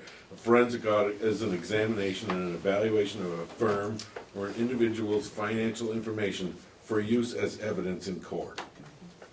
A forensic audit can be conducted in order to prosecute a party or for fraud, embezzlement, or other financial claims, just so that we all. Thank you. all right, all those in favor, please raise your hand. Opposed? 2? I'm not sure. You gotta vote one way or the other. I'm not convinced that we're looking for fraud. It should be 3. So I'm gonna vote no. Okay, so 3-0. Okay. Public comments. Yes. Madam Chair, just a quick question. Is my remaining IT budget in next week's agenda? Yeah, because we haven't done that yet. Thank you. Are there any other public comments this morning? Seeing none? Oh, I'm sorry, I missed one. Hi, my name is Kathy Day. I've worked at the nursing home over 33 years, and I'm one of the RNA jobs that apparently are going to be cut. I disagree with Howie. I think it's very much a needed program. If my specialized exercise can prevent someone from being in pain, it should be continued. It's not going to be continued if it's passed out onto the floor. They don't have time. And if our efficiency is 20%, then our boss should be looking at us. Thank you. I'm Becky Mason from Tamworth, New Hampshire. I'm also a past DON at the nursing home, so I'm going to talk to that first. Many other county homes may not have a restorative program, but I know that with the way the wings and stuff are set up over there, you have 4 LNAs taking care of 25 residents. That's getting them up in the morning, getting them fed, getting them dressed, getting them bathed, getting them into the bathrooms, and repeat at noontime. You get them into the bathrooms, you get them fed, you whatever. What restorative does is, okay, you've had your hip done, you've finished PT, but you're not quite able to walk that 500 feet down the floor. Now, for me to take someone to walk you 500 feet, I have to pull one of the nurses' aides that are taking care of 25 patients off the floor to walk with someone who, if they're lucky at that point, may be able to walk that 500 feet in 7 minutes one way and 7 minutes the back. It doesn't seem like a lot of time, but when you pull somebody off the floor that's looking at 25 residents for 14 minutes, that's 3 people that now have to absorb those 23 residents to work. Someone who takes a half an hour to eat their meal, because you have to tell them to pick it up, chew it, and put it down. That is what restorative is. But if we don't do it, yeah, we can shove a spoon in their mouth and feed them. But that's not keeping them at their greatest level of achievement as we're required to do by law. The other thing with restorative is they take care of the wheelchairs. They make sure the wheelchairs fit the proper residents. They look at the way they're positioned in chairs. They handle all the alarms in the institution. They handle all the cushions, the conditioning devices, those that need to be reordered, what splints need to be put on. To try and train 60 LNAs to be able to apply the proper splint, to be able to apply the proper cushion, to be able to monitor all those, the more people you have in the pocket, the less gets done. Somebody else is always going to do that job. Oh, I didn't monitor the alarms because I thought so-and-so was going to do it. It's human nature, the more people you put into the pot. You've asked people to try and find a way to bring revenue into this institution as a county. If we don't try it, and the restorative program's been there a long time. I inherited it from the previous DON who set it up. One of the reasons we've never been able to go to see if we could get revenue is because we've never been allowed to have the adequate personnel to bring in to see how much revenue can be brought in. They've actually proposed to bring another person in because one of the requirements is 15 minutes, 6 days a week before you can even bill. How are the other LNAs going to even look at revenue if they cannot record that? It's been recorded that there's only been 22 hours of nursing time. I can guarantee you, if you've ever followed a restorative nurse around, she does more than 22 hours. 22 hours of maybe hitting a few buttons saying, yes, did you feed the resident? Yes, I did. So that only indicates that. It does not indicate all their work. Thirdly, the one thing that it's saved me from many times is it's Friday afternoon at 4 o'clock. I've had 3 call-outs for Saturday. I can't find an agency nurse. I can't find anybody. I'm down to 2 people to take care of 25 residents. Guess what? There is an RNA that comes in on Saturdays.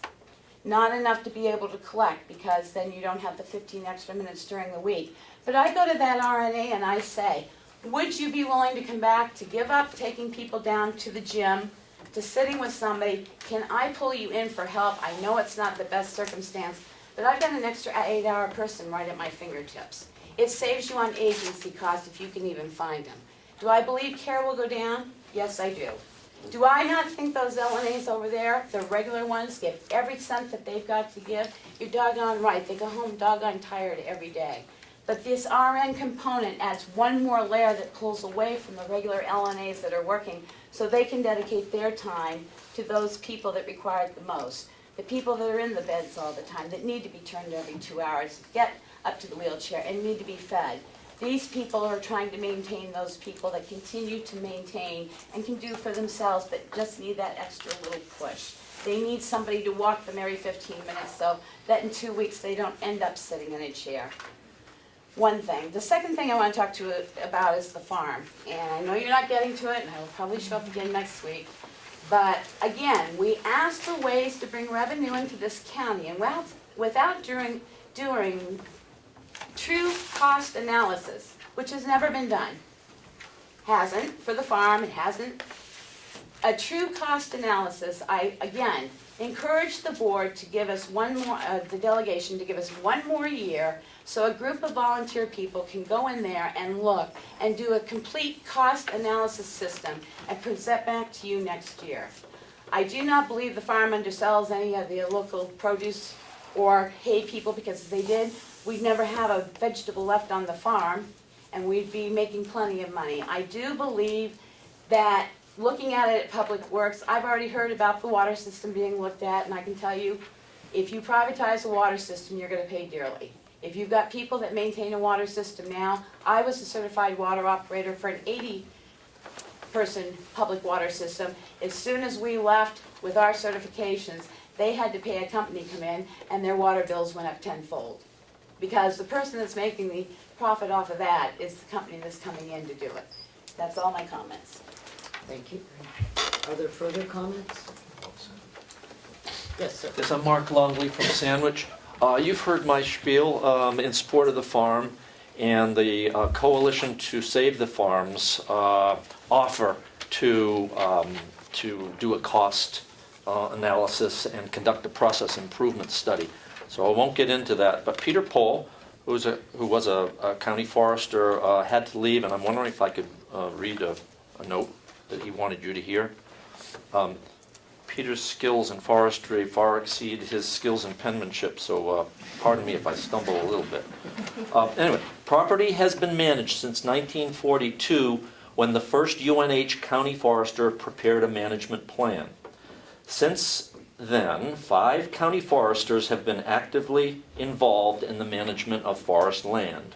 Records from 1963 to present indicate approximately $800,000 of forest products have been sold, more of which has been harvested from the county woodlot, most of which has been harvested from the county woodlot. Economic impact of this activity to the regional economy is estimated to range between $5.5 to $6 million. A detailed cruise of the woodland in 2006, updated to the present, reveals a fully stocked forest of saw timber, pulpwood, biomass chips for an estimated standing timber value of $1,120,000. This property helps to sustain a $3 billion forest products industry, supports tourism, the largest industry in the state, sustains wildlife populations that require large blocks of undeveloped land, protects water quality, and helps mitigate climate change. Approximately 10 years ago, UNH conducted a cost of community services study. They looked at 44 towns throughout the state representing large, medium, and small communities. They assigned the cost of running those towns to 3 categories: housing, commercial development, and open space farm and forest land. In every instance, the housing category generated more expense than income from the property tax collected. In the case of commercial development, it was a 50-50, half cost more, half raised more revenue. In the case of open space, in all cases, it generated more revenue than the cost assigned to it, despite the fact that most open space was being taxed at current use rates. The moral of the story is that taxes will increase, but it will increase at a slower rate the more land that is kept in open space. The delegation is doing the town of Ossipee a favor by retaining ownership of these 600-plus acres of forest and open land and managing it for agriculture and forest products. Peter Polk, Sandwich. Thank you. Would you mind dropping that off Sure. with Melissa? Okay, are there any further comments? Seeing none, I will close public comments.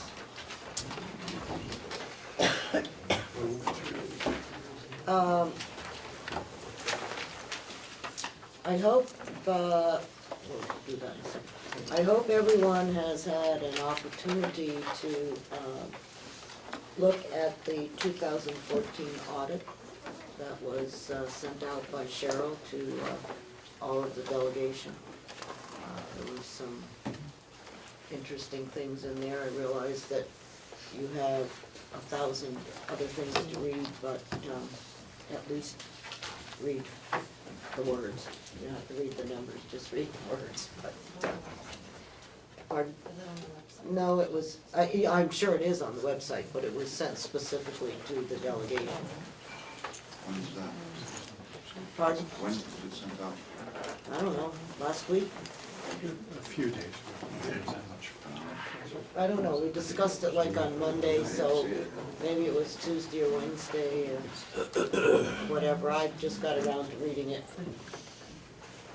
yesterday, I guess, but there are some interesting comments in there. So, I would like to reiterate that we have next week and the 28th to finish this budget, expenses and revenue. So, I just want to reflect for a moment that we still have issues with gas and pellets, electricity, the part-time payroll / human resources person, care of grounds, the nursing home, the annex, the TANs, interest, capital reserves, human resources, dispatch grant, administration building, I've got trash and electric costs and care of grounds. I think you hear the theme. Department of Public Works. I still have questions on medical insurance in the jail. And the HRIS system in IT. So, Madam Chair, you said capital reserves? yeah, it's 0, right? Okay. We haven't voted on it. Oh, all right. So, could I have how many, excluding the budget motions, what else do we have for? Minutes. Okay, could I have a motion to go into convention? So moved. All those in favor? Aye. Okay. Could I have a motion to approve, or whatever we do to the minutes as amended? Second? All in favor? Aye. I believe we also have a motion on the forensic audit, is that correct?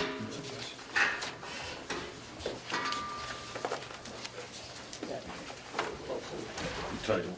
Yeah. Okay. Do I have a second? Second. All in favor? Wait, is there anything else? Well, how about asking for people who are opposed? Oh, I'm sorry, excuse me. I apologize.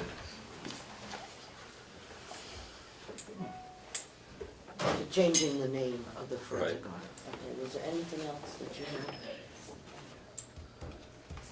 What about fiber optic? No, that's a budget issue. Thank you. Yeah, we'll get all of those together because we just basically need to approve the, we'll say whatever that was called, capital improvements. Okay, we made changes to here, and the bottom line now is this. So that when we go through, and we'll do that all at once. Did you have a question? I had a question, well, a comment.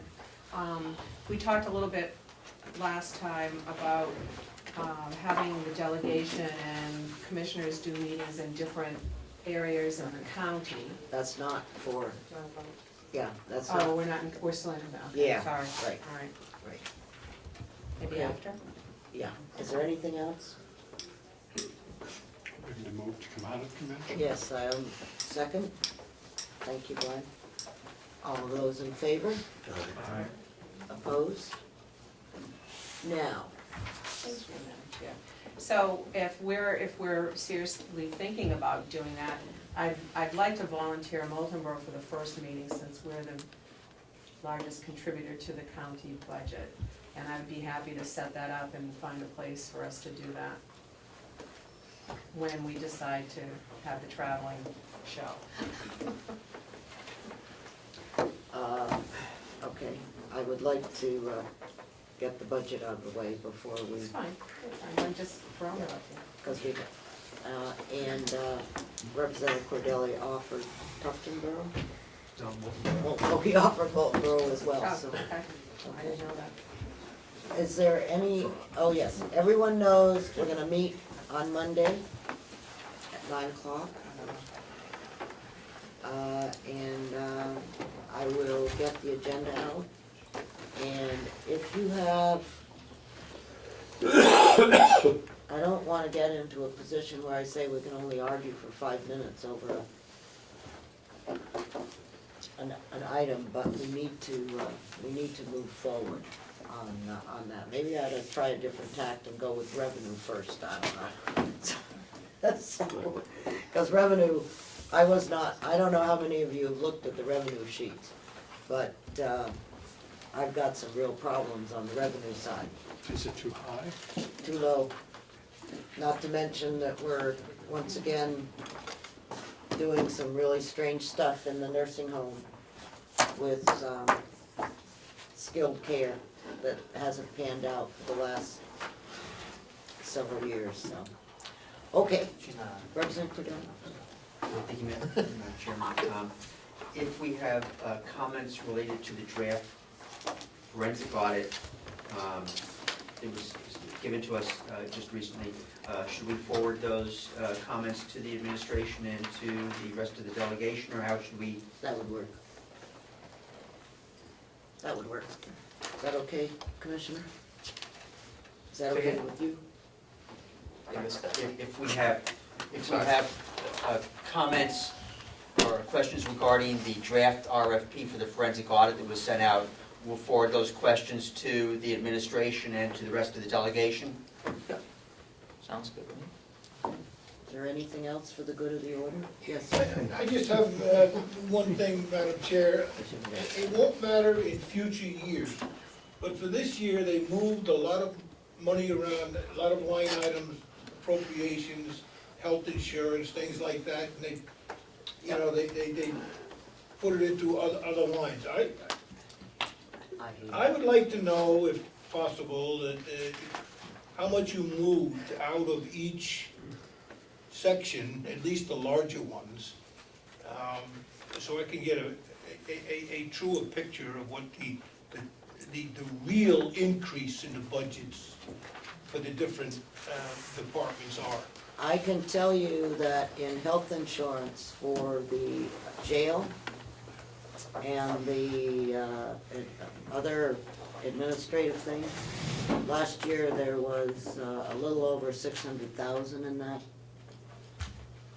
when I added up all the things. So, by the way, I am not the least bit happy that that's what they decided to do, because it doesn't give us true costs I'm not happy with it either. of the various areas. But, you know, that's, we had over the last several years gotten things to where we knew what the cost of each one of the various departments was. And in one fell swoop, the commissioners, and they decided that that needed to change. Well, I know a law was cited saying that, you know, you can't say who was on this insurance and who was Oh, on you that. know, HIPAA has nothing to do with budget numbers. Well, okay. that's what was quoted for the Well, reason for it. HIPAA has Moving it. nothing to do with budget numbers. If you wanna look at the state budget, every department has its own medical insurance. That's what I was gonna say, I mean, I'm on a budget committee for the town of Conway, they didn't move everything all into one group. And Thank you. That was The law is good for one, it's good for all. It's a choice that they made that makes some of us unhappy on this side. Some aren't, and that's okay. You know, as long as we're managing it appropriately, which we appear to have some problems, but that's okay. Yes, Representative Tysers. Did all of the subcommittees look at revenues when they looked at expenses? I have no clue. I'm shocked. I'm absolutely shocked. I would have thought that that would be part of their responsibility. Uh-huh. And if we're going to act as a subcommittee here, we're gonna expect long meetings. No. Our only, well, okay, I'm not gonna say anything. But, that was up to the, chairman and the members of the, subcommittee. Madam Chair, I didn't get an answer to my question, could they do that, give us a, What do you want? I don't know what you, department by department, how much money was taken out and moved, so we can get a truer picture of what the actual increase in the budget is per department.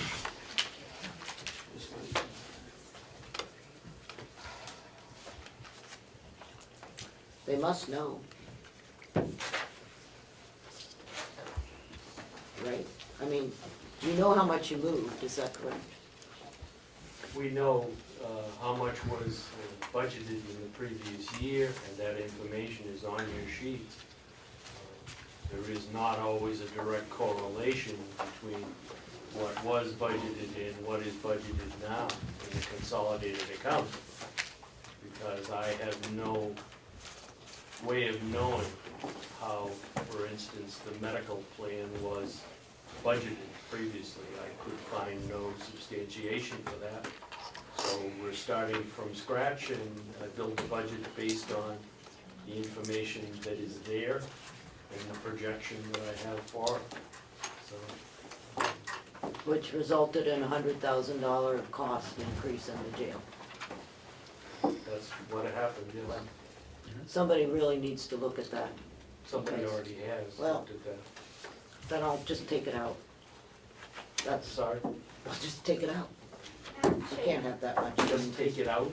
Yes, Representative Tysers? Thank you, Madam Chair. The subcommittee did look at that, and the finance department did look at that, and the commissioners did look at Yeah. that.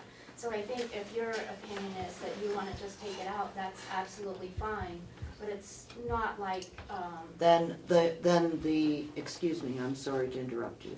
I'm done, thank you. Then the finance commissioner should give us the finance person then, should give us by department, how many people and what is the exact cost associated with that. That would violate the law. It would not violate the law as long as I have no names. I don't care who they are. All I wanna know is number of policies that I can't seem to get, and that is not violating the law. All right, can I have a motion to adjourn, please? Thank you. Second? Second? All right. See you Monday.